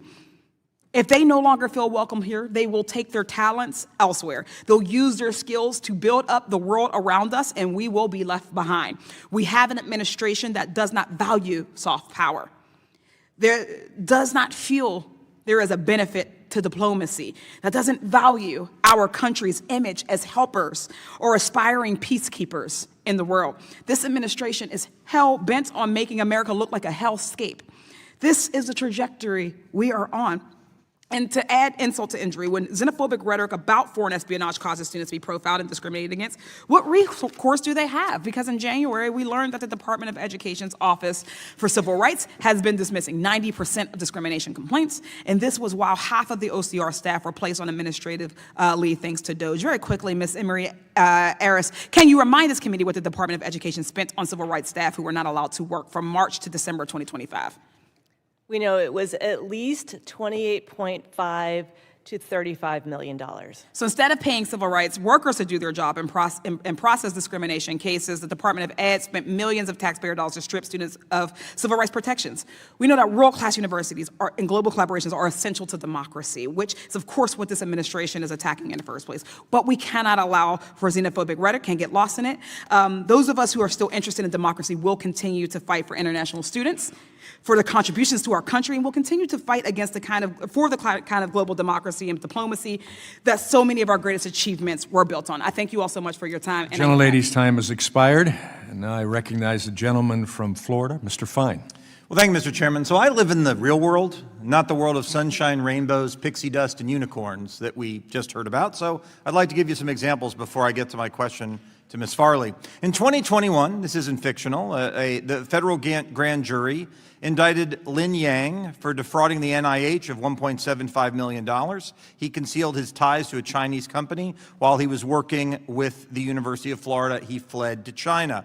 Between 2019 and 2021, multiple UF researchers resigned or were terminated after internal audits revealed undisclosed connections to Chinese institutions or talent programs. In 2024, a UF research lab employee and several students were implicated in a multi-year plot related to biochemical and toxin shippings at UCF. 4 professors between 2019 and 2020 had ties to China, had to be resigned or fired amid concerns of undisclosed relationships. At the University of South Florida in 2015, Dajin Peng ran UCF's Confucius Institute, had expense fraud, visa issues that had to be dealt with, and I could go on and on and on. These are issues in my state that actually take these issues seriously. Again, as opposed to the sunshine, rainbow, pixie dust perspective that we just heard. That's why in 2021, the Florida legislature passed HB 7017 unanimously to deal with these issues, and in 2023, SB 846. And I was proud to help spearhead both of those when I was in the legislature helping to run education policy. So, Ms. Farley, my question to you is this. Do you believe that the issue we're talking about here is a real issue, and have policies like the ones we put in place in Florida helped you to be able to make sure that we are protecting our research institutions to advance the interests of the American people? Thank you for that question, Representative. At the University of Florida, we are fully committed to complying with all policies and regulations related to this important issue. And as you've stated, we had some examples of significant breaches of trust at the university, and we were committed to cooperating fully, and those employees are no longer at the institution. We have implemented— So these things actually happen. Yes. These issues, so they're real. We're not like making it up. Yes. And by the way, all the examples I gave were basically China, but these are happening. Like, we need someone to have the job that you have. Now, obviously you're going to say yes, but because you want your job, but we have an issue, and we need someone like you to deal with it. The institution takes this issue very seriously, and we, at the time that the laws were passed, we implemented a task force of senior leaders across the institution. We took it very seriously. The leaders across the institution designed the research security program, which has since grown and evolved to implement the new requirements as well that were passed in 2023. We centralized the program so that there's leadership oversight of these programs, and we've done significant outreach and training across campus to help our campus partners, our researchers, our faculty understand the importance of these issues and the importance of complying with federal and state regulations. So let's hypothetically assume that we lived in the world of rainbow, pixie dust, unicorns that we heard about, where everything's fine and we're all working together and we don't need to take any of this stuff seriously. We hadn't passed these laws like we passed in Florida, and we had the kinds of issues. What do you think would be going on in our institutions if we weren't worried about it, if we weren't passing laws like we passed in Florida? Do you believe that our Florida universities would be at risk, or everything would just be fine? I would hesitate to speculate on a hypothetical, but what I will say is that the concerns are concerns we've seen at the federal level as well as the state level, and the university has been committed for many, many years to constantly improving our compliance posture and growing our research security program to protect those and be a good steward of federal research dollars. My last question is this. Do you believe that there are foreign actors that wish to exploit our universities and the funding that we provide to them for the benefit of their countries as opposed to the United States? I am far from an expert on intelligence, but I can say that based on interactions I've had with my colleagues in professional organizations, we've heard we've been given a lot of information at universities regarding the potential threats of undue foreign influence and the best ways to protect the research enterprise, and the University of Florida is absolutely committed to protecting the research enterprise. And I appreciate the work that you do. These issues are real. We need to accept that they're real. How we deal with them, we can disagree with. But the fact of the matter is we do have the best research universities in the world, and if we don't take these threats seriously, we won't end up having the best research universities in the world. I'm grateful for Florida leading the way as we usually do. Hopefully the other 49 states can follow, and we can federally. Gentleman's time has expired. Thank you, Mr. Chairman. I recognize the gentleman from California with great knowledge about Stanford, Mr. Dusaulnier. Thank you, Mr. Wahlberg. Although I used to be a resident and had a restaurant in Palo Alto, I am now representing a district and have lived it for a long time in the East Bay, and spend a lot of time with the #1 public-rated, consistently public university in the United States, the University of California, and have many of their employees and alumni in my district, and I also have 3 national labs in the area. So this is, in terms of what really happened, and I'm reminded after listening to comments just made that George Santayana's quote about, for those who forget history, they're condemned to repeat it. And I'm reminded in my area, I have a friend, multiple friends who were interned during the Japanese internment. One in particular who's in his 90s now and tells stories as a kid coming back and asking, where's Dad? And Dad had died of TB. I'm also reminded as a Californian of the Chinese Exclusionary Act. So we need to remember history, Mr. Chairman. And while I absolutely agree and have had conversations within the last 2 months at the National Laboratory at Berkeley about a lot of work they're doing on AI, remarkable work, but it's also reflected of the diversity in that institution and welcoming great minds irrespective of where they came from and their country of origin or are. So it's interesting just hearing this, that, and I know, Mr. Chairman, you feel the same way, that we want diversity, but we also want to protect these wonderful institutions that I work with, and having many friends at Stanford, and I'm sorry you had the experience, and I'd love to know more because they should have been more responsive, because it's not about ideology, it's about protecting these resources, and part of that protection is welcoming diversity. Ms. Emery Harris, I have, first question is along these lines. The GAO has reported on a number of things. Access to federal student aid, very important that you've done work on that reflects diversity and opportunity and merit.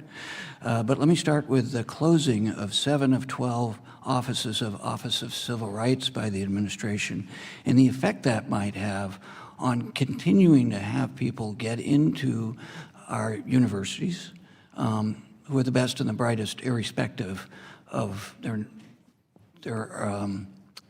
country of origin. We know from our work that they closed 7 offices for the Offices of Civil Rights, regional offices. Those were Boston, New York, Philadelphia, Cleveland, Chicago, Dallas, and San Francisco. Right, San Francisco is ours. We also know that they paid people not to work.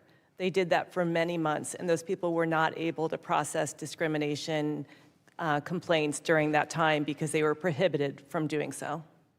And that cost, according to your report, was $38 million of lost revenue to taxpayers where people weren't allowed to work, and 90% of the complaints on civil rights were not addressed. That's true, and I just want to clarify, I misspoke a moment ago when I said it was up to $35 million. It was higher, you are correct. It was up to $38 million. Oh, I always love to correct somebody from OGR. It's a rare occasion. Let's talk about the Office of Federal Student Aid. So getting young students who don't have financial capacity to be able to get into these universities. Federal funding by this administration was cut by almost 50%, and you've done work on that as well. So could you speak to that and the ability to get talented people to be able to get into higher education, again, irrespective of their background. Right. So the Office of Federal Student Aid, as its name says, manages everything with student aid. They manage federal grants, loans, work-study funds to support students attending over 5,000 colleges. And we know that between January and December of last year, they cut almost half of their staff, 46%. So, Mr. Chairman, I'd just like to conclude, and I don't want to be responsive to the previous question, but being diligent about making sure we protect our institutions, I completely agree with, and have had conversations with people at the national labs and at our universities, including Stanford, about how we do that.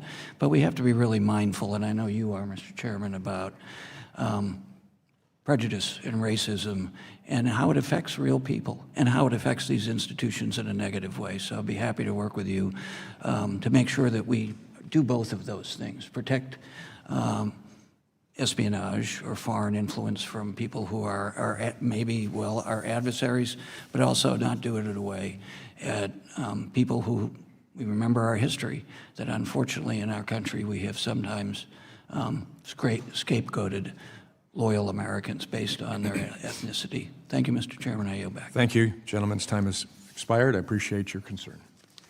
Let me now recognize the gentleman from Utah, the vice chairman of this committee, Mr. Owens.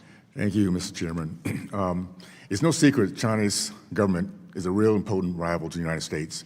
They're exploiting the openness of our higher education system by manipulating their citizens, influencing our institutions, and steal taxpayer-funded research that often has national security implications.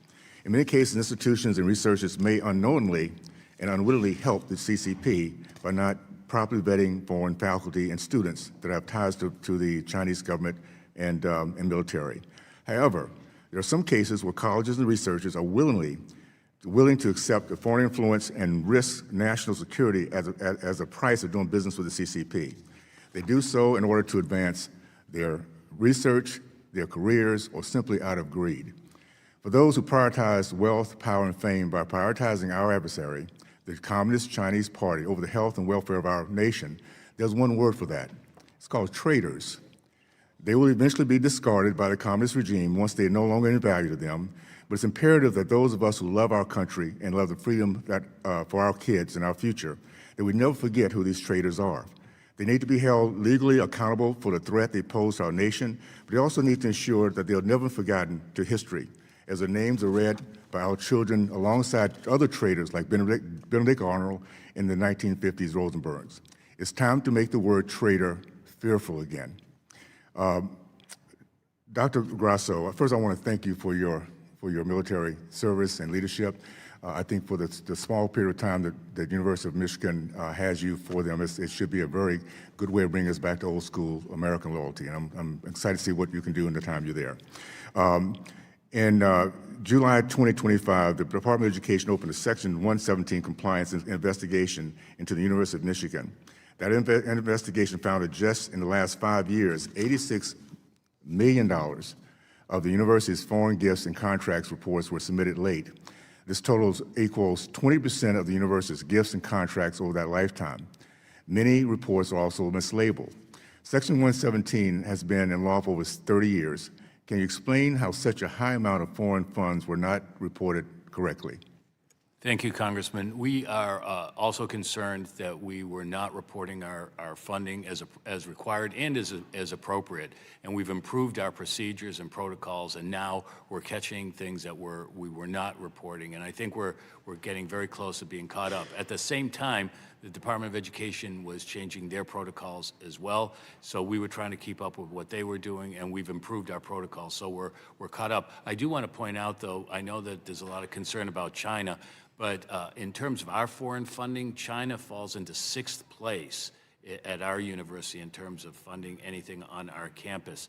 So we have countries ahead of China are Switzerland, Japan, the UK, Germany, and Saudi Arabia. So those countries fall in front of China. We only have $86 million that we reported through Section 117 of close to $1 billion. Okay, thank you so much. Ms. Farley, you emphasize a top-down approach to research security involving deans and department chairs. How critical is leadership engagement in establishing a campus culture of research security compliance? We have found it to be very critical to the success of our program at the University of Florida. At each point that we have implemented a new aspect of the research security program, my office, in partnership with other offices, engaged with deans, chairs, and other leaders across campus to explain the program, its requirements, and the importance of complying with state and federal regulations. We have found that this has helped make sure that employees, faculty, and staff across the institution understand those rules and have the information they need to thoroughly comply. Thank you. Ms. Johnson, Stanford has an Office of the Vice Provost for Institutional Equity, Access, and Community. The website's office official website says, committed to ensuring that Stanford's community members safely thrive in an environment free of violence and harassment. Did this DEI of office help in your process of going, as you were getting harassed and intimidated by foreign nationals? No, they didn't help me. Did you hear from this DEI office at all during this period of time? No. Okay. I want to say this. First of all, we're so proud to hear from young people like yourself. I want to say I'm sure your parents are very proud to see what you're standing for. And this is what old school American loyalty and courage looks like. So it gives us a lot of excitement about seeing the future of our country. We see young people like yourself standing where you are. So thank you so much for that. And I yield back. I thank the gentleman. I recognize the gentlelady from Arizona, Ms. Grijalva. Thank you, Mr. Chairman, and thank you for all of you for being here. While the majority focuses today on today's hearing on foreign influence, the most immediate threat to the students and families that I represent in Arizona's 7th Congressional District is Trump's administration's systemic dismantling of the Department of Education. Through the big, horrible bill and reckless reductions in force, this administration has made pursuing higher education less affordable, less accessible, and far more chaotic for millions of Americans. We should be focused on ensuring everyone can access a quality degree rather than chasing overblown concerns and conspiracy theories that often fuel xenophobic rhetoric on our campuses and target international students and students of color. So as of December 2025, there are 7.7 million borrowers with defaulted federal loans. As this administration continues to make life harder for low and middle income families, it is critical to provide high quality, robust support for defaulted borrowers. So I was extremely upset to see that the department's recent announcement to move the servicing of defaulted loans to the Treasury Department as a first step to dismantle the Office of Federal Student Aid, which I know will have an effect on many of my constituents in Arizona's 7th Congressional District. Ms. Emery-Aras, are you able to speak to any insight you have on how the department typically supports defaulted borrowers? I can say that typically what happens is a borrower is put into default when they have not made a payment in more than 270 days. And the risks at that point are significant. They lose access to additional federal student aid. They can be reported to credit agencies, which can affect their ability to get a job, get an apartment, get a car, and also they are subject to collections. This is a very serious step. Their wages can be garnished, their tax refunds can be offset. There are procedures that they can take to rehabilitate their loans and come out of default, but they do need guidance on how to do that. Yeah. When working on your recent report regarding FSA, was GAO made aware that the department was planning to transfer full responsibility of the default portfolio and other student aid programs to the Treasury Department? No. I'm deeply concerned about further dismantling of the department through this reckless move. Mr. Chairman, I would also like to enter into the record an article titled "Treasury Department Struggles to Collect Defaulted Student Loans." Without objection, it'll be entered. Thank you. Since early 2025, the Trump administration has been laser focused on dismantling the Department of Education, one program at a time. Despite the department's continued claims that no employees working on core functions of the FAFSA or student loan servicing were impacted by the RIF. and that the RIFs will not directly impact students and families. GAO found that there has, in fact, been significant changes to the FSA staffing.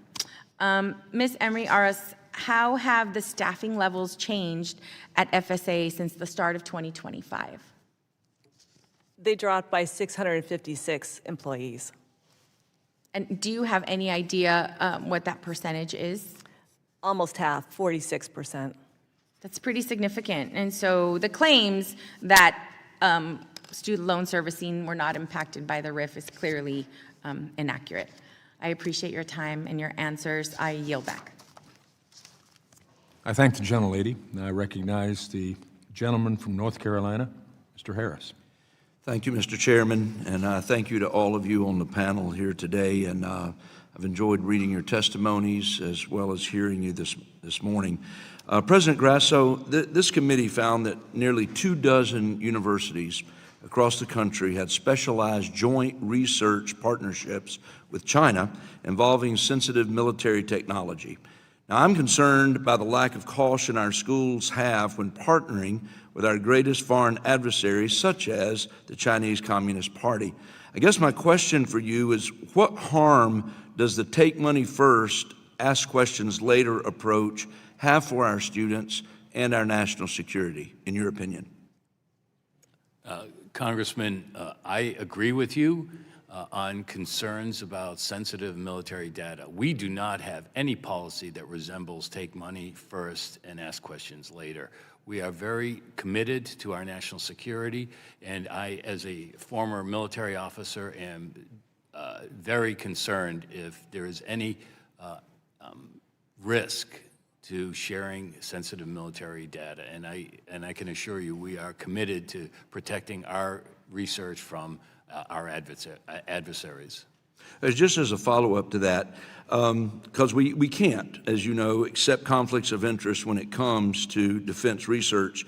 So what actions would you take if you learned that a Chinese national working at the University of Michigan as a J-1 visa researcher was in fact simultaneously working at a PRC university or company that engaged in defense work related to China?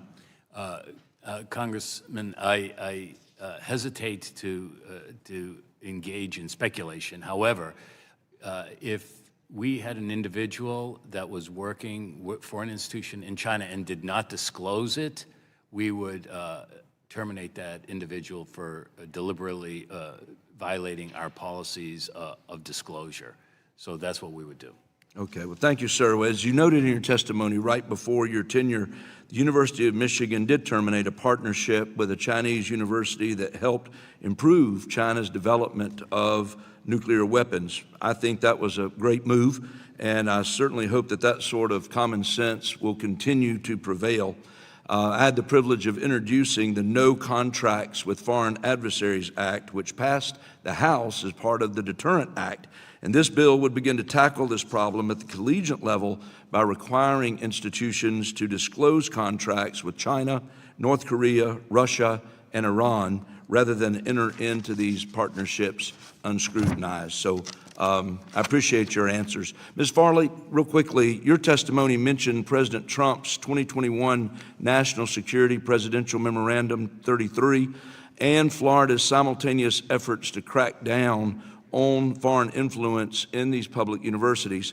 Can you tell us a little bit about how did the University of Florida implement the President's memo, more specifically, and how has that implementation, you believe, improved research security? Yes, absolutely. So NSPM 33, when it was passed, was the first of many steps that we saw among our federal partners to regulate and the research security space. The Office of Science, Technology, and Policy was then directed to regulate federal agencies, and federal agencies provide guidance to us. Those clear expectations from our federal agencies related to research security have been very helpful to us. Anytime the federal granting agencies are able to harmonize those regulations, it provides clear and consistent guidance to universities such as the University of Florida so that we can ensure that we are being good stewards of the federal research enterprise. Thank you. Thank you. Ms. Johnson, real quickly, in about 40 seconds, some may argue that discussing the topic, this topic, could hurt international students by stereotyping people based on race or ethnicity. But on the other hand, can you share how malign foreign influences affects international students, such as Chinese students, who are being targeted by their own government? Yeah, I have spoke to a lot of people at Stanford about how the Chinese Communist Party exerts control over its own people. They have a national security law from 2017 that requires a Chinese citizen, no matter where they are in the world, to report back information if requested. And their families are often threatened if they don't cooperate. So these are the kinds of threats we're looking at, and it's really heartbreaking. Well, thank you so much for your courage. As my colleague mentioned earlier, we appreciate your willingness to stand. And with that, Mr. Chairman, I yield back. I thank the gentleman, and I recognize the gentleman from Washington, Mr. Baumgartner, originally from Michigan too, right? Parents were from the great state of Michigan. That's what counts. That's the DNA. There we are. There we are. There we are. Well, thank you, Mr. Chair, for holding this hearing on such an important subject. Mr. Grasso, who owns the University of Michigan? I believe legally it's the regents that are responsible. And who do they work for? They work for the people of Michigan. The people of Michigan. So it's the people of Michigan, and there's quite a few taxpayer dollars from the federal government as well, too. Indeed. Yeah, so it's a public university. What do you think is the public's expectations on transparency when federal funds come to a university like yours? Excuse me, not federal funds, foreign funds come to for a university like yours. I think that we attempt to be transparent in all our transactions, Congressman. And you think the public would like that? You think the public wants to know about every dollar that goes, every foreign dollar that goes to the University of Michigan? You think the public would like to know about every foreign dollar that goes to the University of Michigan? I hesitate to speak for the entire public, but I presume that there is a group, a subgroup of the public that would be very interested in that. And is there any foreign funding that goes to the University of Michigan that you believe should not be disclosed?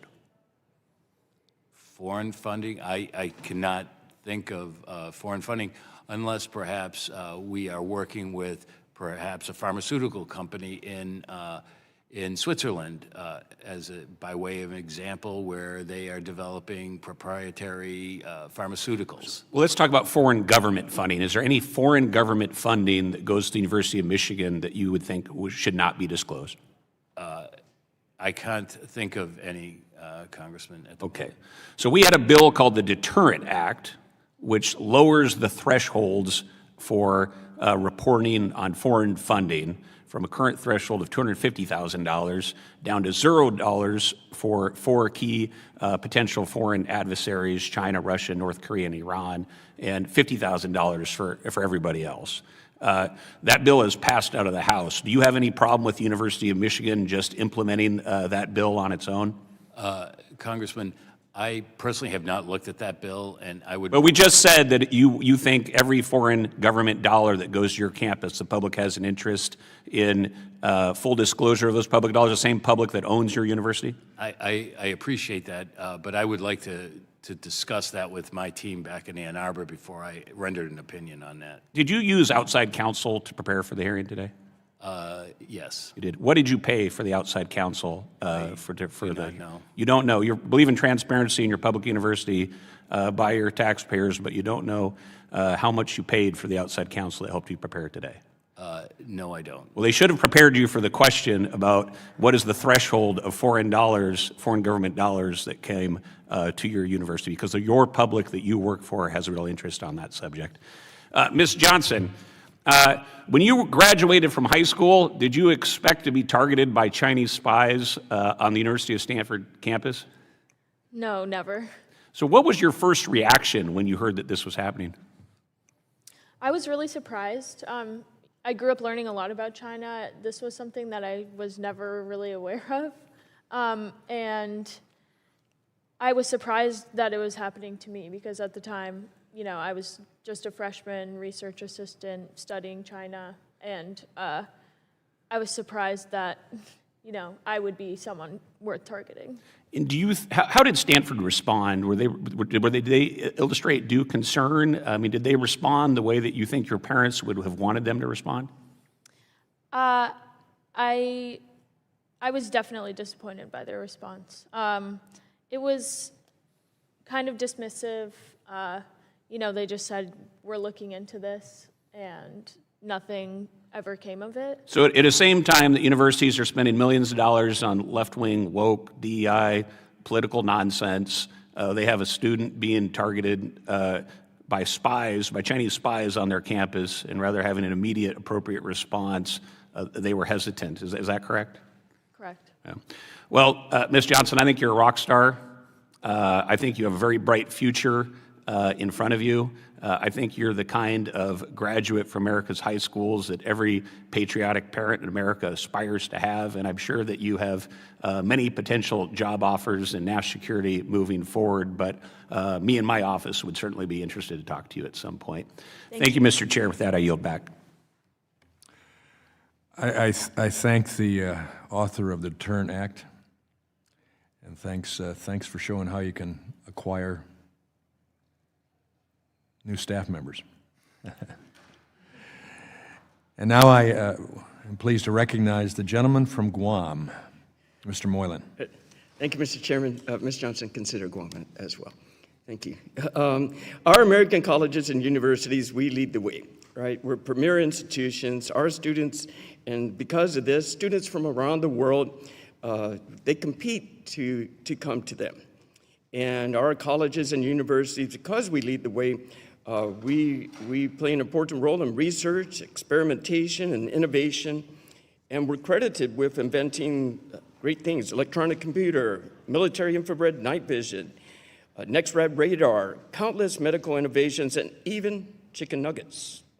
Credited to Dr. Robert Baker from Cornell University in 1963. So we got to be vigilant and watch out for our foreign espionage and IP theft. And it's well documented that students and faculty's espionage does occur. And our American intellectual property ends up in the hands of foreign adversaries. And Congress takes common sense action to increase transparency and safeguard our nation's security. Ms. Johnson, you were the target of a suspected CCP agent, and students can some of our most are threatened by this and pressured by bad actors, as you've been explaining. You also called for a reporting mechanism for students and putting in proper guide rails and victims, but yet victims remain silent. They don't feel comfortable in reporting. What do you think we can do to help that so they don't feel uncomfortable reporting in these incidents and still addressing these serious security threats? Please. I think we need to make sure that whatever reporting mechanism we use is secure and anonymous if needed. I think a lot of students fear that maybe if they report something, it will get back to them and they could get in trouble. And I also think we just need to have a lot more dialogue about transnational repression and how it's affecting students. I think right now it's sort of not discussed, and I think if we can bring these things into the light, people will feel a lot more comfortable talking about it. Thank you very much for what you do and your courage. I appreciate you very much. President Garson, in your testimony, you mentioned that there's been a handful of incidents that occurred without the university's knowledge and despite comprehensive security and compliance programs. How can the federal government better support colleges and universities to identify these threats and close awareness gaps? Congressman, thank you. We work closely with our federal partners, and the more closely we can work with them on knowledge that they have about individuals that could pose a threat, that would be very helpful to us. But we implement many federal requirements in terms of training and research controls and export and research security has been and will always be fundamental to our mission. So we want to work as closely as possible with our federal partners. Appreciate that. Mrs. Fairley, Ms. Fairley, in your position, You got to ensure compliance every day. It's tough. You also mentioned that your testimony and reporting requirements for cumulative gifts of $50,000 or more per fiscal year being reported by the university. So to be clear, not all large gifts are a risk for national security, but I also want to point out that the bad actors are good at getting around reporting requirements and can go under the radar. So how does UF ensure that it's not missing reporting requirements if bad actors are masking gifts? At the University of Florida, our institution reviews all agreements regardless of funding level, so not just those that reach a certain dollar threshold. We review all gifts, contracts, and other agreements at a certain funding level. And in addition to the reporting you have mentioned, the institution is also required to report yearly any collaborations or agreements with entities in foreign countries of concern. So we have multiple levels of review and oversight. Just as a follow-up, how can Congress support colleges and universities in identifying bad actors who are trying to circumvent reporting requirements and gifts and might put at a security risk, please? While I can only speak for the University of Florida, what I can say is that the recent efforts of various federal agencies to provide information and resources through such activities as the NSF Secure Center, through the DoD's 1286 list, those types of resources have been very helpful to the University of Florida in identifying different entities of which we should be concerned. Thank you. Thank you to the panel. Mr. Chairman, thank you.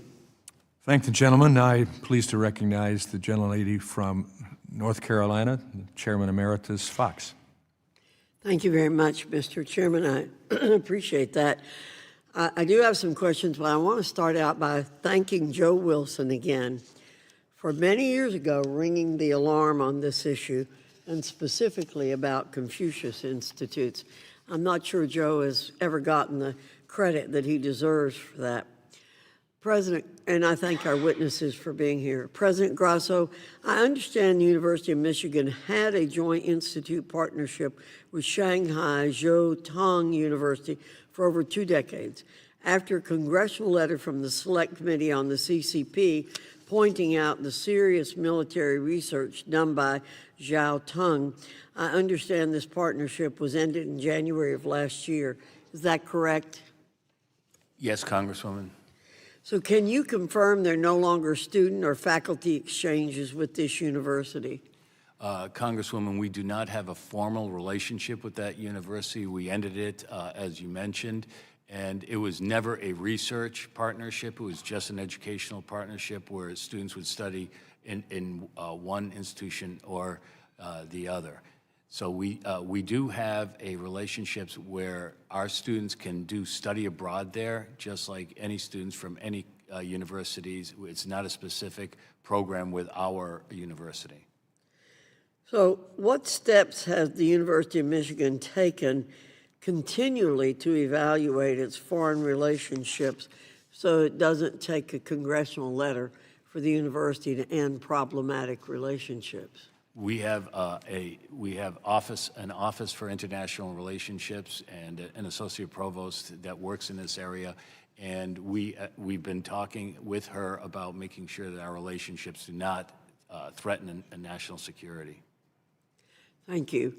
Again, President Grasso, current law deems adversarial countries like China and Russia as countries of concern. Current law also labels certain entities, quote, foreign entities of concern, end quote, which includes entities controlled by countries of concern, terrorist organizations, and entities on specific national security lists. Do you believe the University of Michigan should have close relationships with such countries and entities despite these labels in law? Congresswoman, are you asking specifically, should we eliminate all relationships with the countries of concern, or? Well, I'm just asking, do you think you should have those? I think that we evaluate all of our relationships to make sure that they do not threaten a national security. Okay. And are you committing to the University of Michigan proactively refusing to accept monetary funds from such entities and countries? We will not accept monetary funds that put any of our national security at risk, Congresswoman. Thank you. Ms. Farley, you talk about how the University of Florida has a policy not to enter into contracts, agreements, or activities with entities on a U.S. government watch list. How do you think this institutional decision boosts research security, and do you think other institutions should follow suit? I can only speak for the University of Florida, but we have had a long-standing policy, as you've referenced, not to enter into any agreement of any kind with a restricted entity. And we have found that policy to be helpful because it provides clarity to our researchers and other employees about our standards as to who they can and cannot interact with. Well, it sounds to me like that would be a good model for other schools to follow. Thank you, Mr. Chairman. I yield back. I thank the gentlelady, and I recognize the gentleman from Missouri, or is it Missouri? Mr. Onder. Thank you, Mr. Chairman. And thank you, Chairman Walberg, for holding this important oversight hearing. This year, we're preparing for America's 250th anniversary, but this is also the 25th anniversary of the tragic anthrax attacks in Washington, D.C. and New York, which elevated the danger of bioweapons to national attention. We've made significant strides in biodefense since those attacks, but according to recent reports, we're facing a growing threat. China has renewed its pursuit of anthrax countermeasures and has expanded its anthrax bioweapons capabilities. This is concerning because these new countermeasures are almost certainly being developed to protect Chinese warfighters and enable the offensive use of anthrax bioweapons. What's particularly concerning is that the PRC companies producing these anthrax capabilities are still affiliated with PRC government entities, including the Academy of Military Medical Sciences and state key laboratories, a doctrinal part of the PRC's governance. One example is China Biologics Products Holding, CBPH, whose anthrax-affiliated subsidiary underwent a 192-acre expansion through a multi-billion-dollar investment to enable more countermeasure production capability, and whose base performance just received PRC regulatory approval. Despite the danger of anthrax biological weapons, and amid concerns about antitoxin shortfalls in the U.S. Strategic National Stockpile, American universities have been complicit in driving investments into hedge funds that are funded and enabled these Chinese anthrax facility expansions. One example is Hillhouse, a leading investor in the privatization of CPBH, whose family of funds invested over $300 million. Universities have invested their endowments into various Hillhouse funds. Stanford reportedly invested $200 million into Hillhouse funds. Yale reported earning over $2 billion from Hillhouse funds. Princeton, MIT, the University of Pennsylvania, and the University of Texas system are also Hillhouse investors. It's not just anthrax. Hillhouse investments are also connected to China's Uyghur genocide. Dr. Grasso, Michigan is also implicated here. The University of Michigan invested $1.6 billion across 83 investments into China. 2 current Michigan faculty have co-authored papers with faculty at State Key Laboratory of Toxicology and Medical Countermeasures and the Academy of Military Sciences, some of the very same PRC institutions developing anthrax programs. And as Chairman Walberg highlighted last year, Michigan researchers have were recently arrested for trying to smuggle biologic materials into Michigan laboratories. Can you confirm that Michigan has backed off from investing in funds linked to PRC's anthrax facilities, including Hillhouse and Centurium Capital? Congressman, I am not familiar with the specifics of the investments of our endowment. I can take that question back and look into that, but I assure you that if we had concerns that our investments were being used for this type of development, we would take appropriate measures. Is Michigan conducting diligence on where PRC investments are going, and do you believe Michigan would commit to divest of PRC-linked funds? Those decisions are made by our Board of Regents, Congressman, and I will look into whether we do have any investments in PRC entities. Okay, very good. All right, thank you very much. Mr. Chairman, I yield back. I thank the gentleman. I recognize the gentleman from Virginia, the ranking member, Mr. Scott. Thank you, Mr. Chairman. Ms. Zimmer-Harris, you answered a question a little earlier, failed to answer, because I understand that's because you hadn't researched the question, and you would give an answer if it was a question that you had been asked by Congress to research, you could give the answer. Is that right? That is correct. Now, we've asked you to look at the dismantling of the Department of Education. Have you experienced access issues and delays in working with the Department of Education? We have, sir. I can provide specifics. On the study that we had looking at the reductions in the Office of Federal Student Aid, we faced significant delays in obtaining just basic data. For example, we wanted data on the number of reductions in staff, right? It's a job about looking at those staff reductions. We wanted to know the number of staff that had been reduced over the course of the year. And we asked for that information at various points. It took us 8 months, sir, to receive that basic data. 8 months to find out how many staff had been reduced at the Office of Federal Student Aid. In addition, we faced significant delays in scheduling critical meetings. Thank you. Now, we've heard about the transfer of defaulted student loans from education to Treasury. You already mentioned the fact that the overseeing the servicers is already a problem. That'll obviously be exacerbated if you go over to Treasury. But let me just ask you a question. Is it possible that some students in default may actually be entitled to a total discharge of the loan? We could look into that and circle back with you, sir. I mean, if somebody's been teaching for 12 years and just didn't know about the Public Service Loan Forgiveness Program, they would be entitled to a discharge, and people in education might know that, but do you think the people in Treasury would know? I wouldn't be able to comment on that, sir. Thank you. Okay. What did you say about the, Ms. Harris, what did you say about the number of racial discrimination cases brought by the Office of Civil Rights?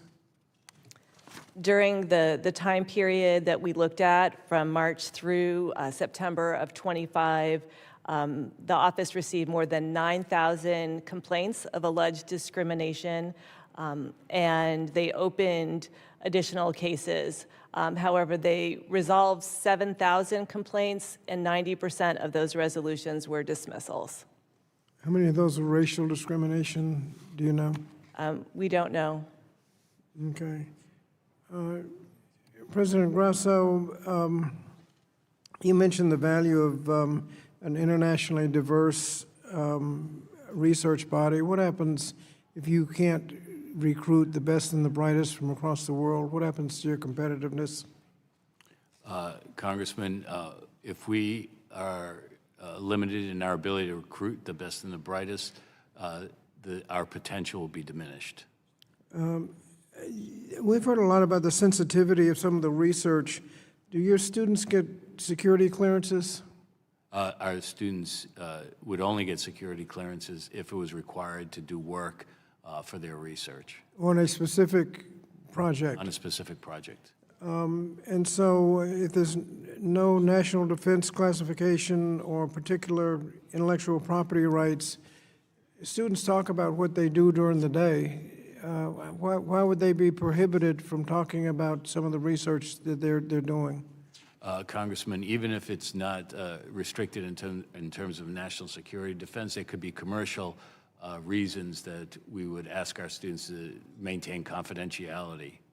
But that would be on a case-by-case basis? They would know on that? And so is the research that is in fact sensitive conducted under different conditions than other research? It would be a case-by-case basis, Congressman.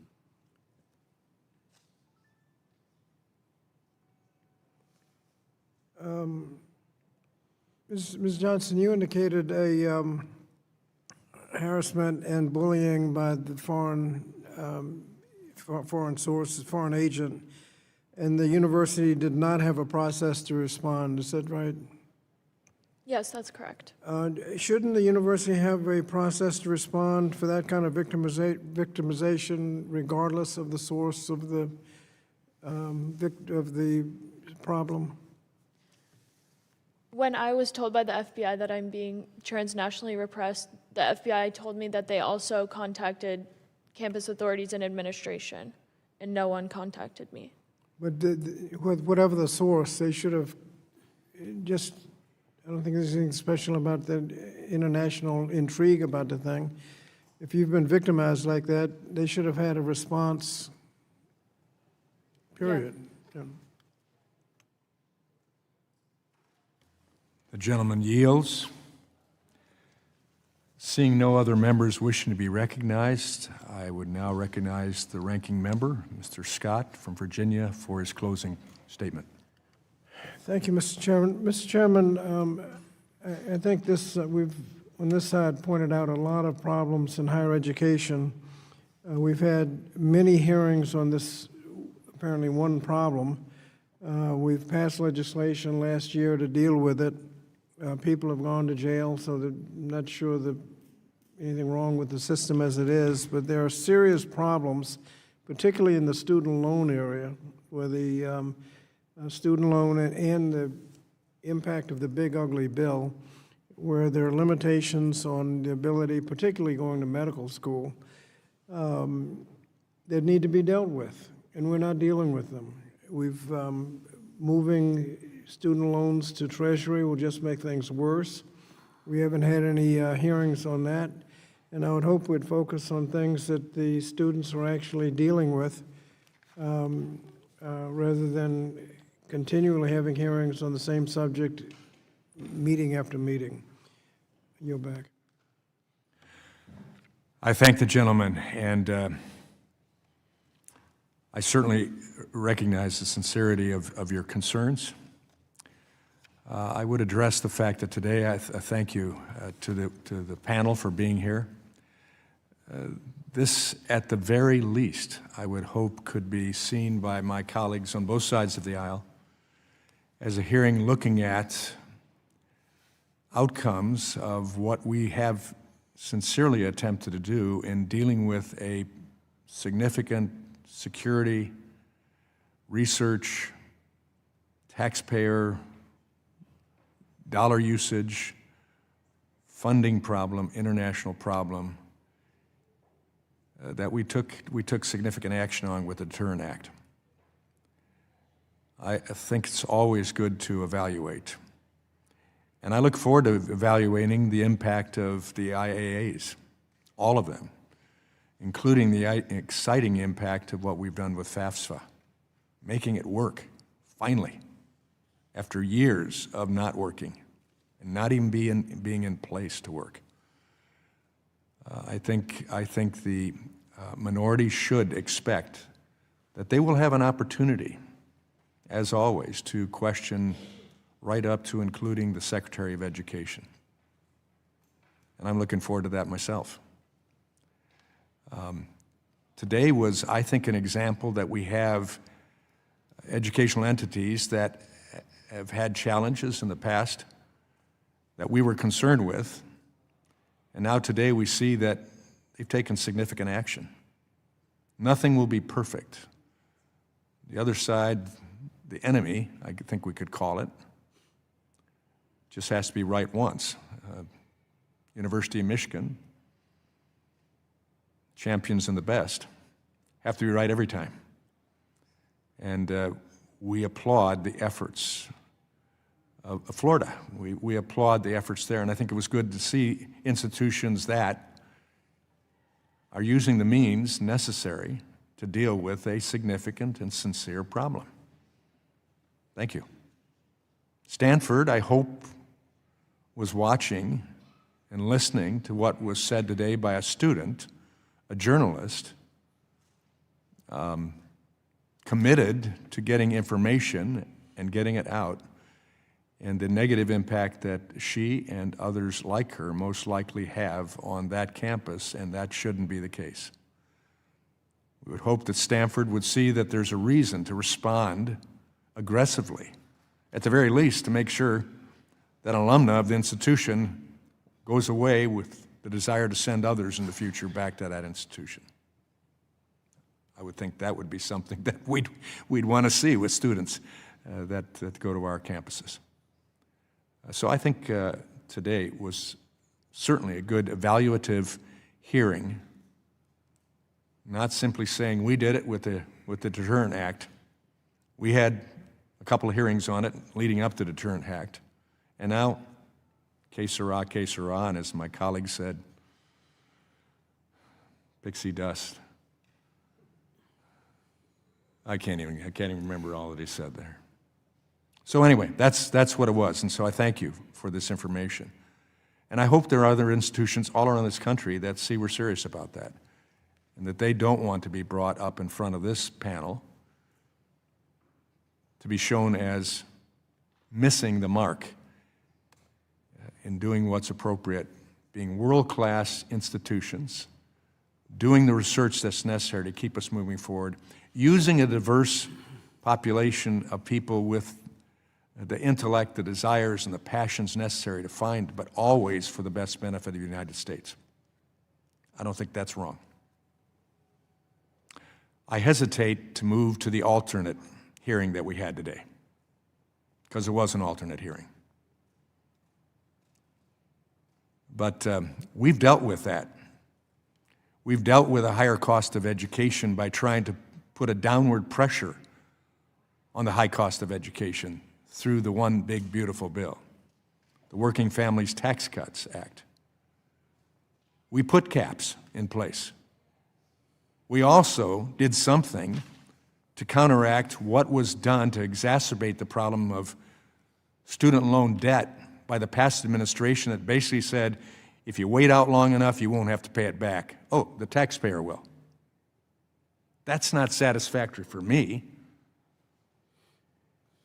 And the majority didn't think it was satisfactory as well. We'll evaluate that too. We also put in means by which these individuals who are out of compliance can get back into compliance. Will it take some effort? Oh, you bet it will. Paying my mortgage off took some effort. Paying any car loans that I had off, that I had in the past, took some effort and commitment. And I think that's what we have done with our proposal. Will it work?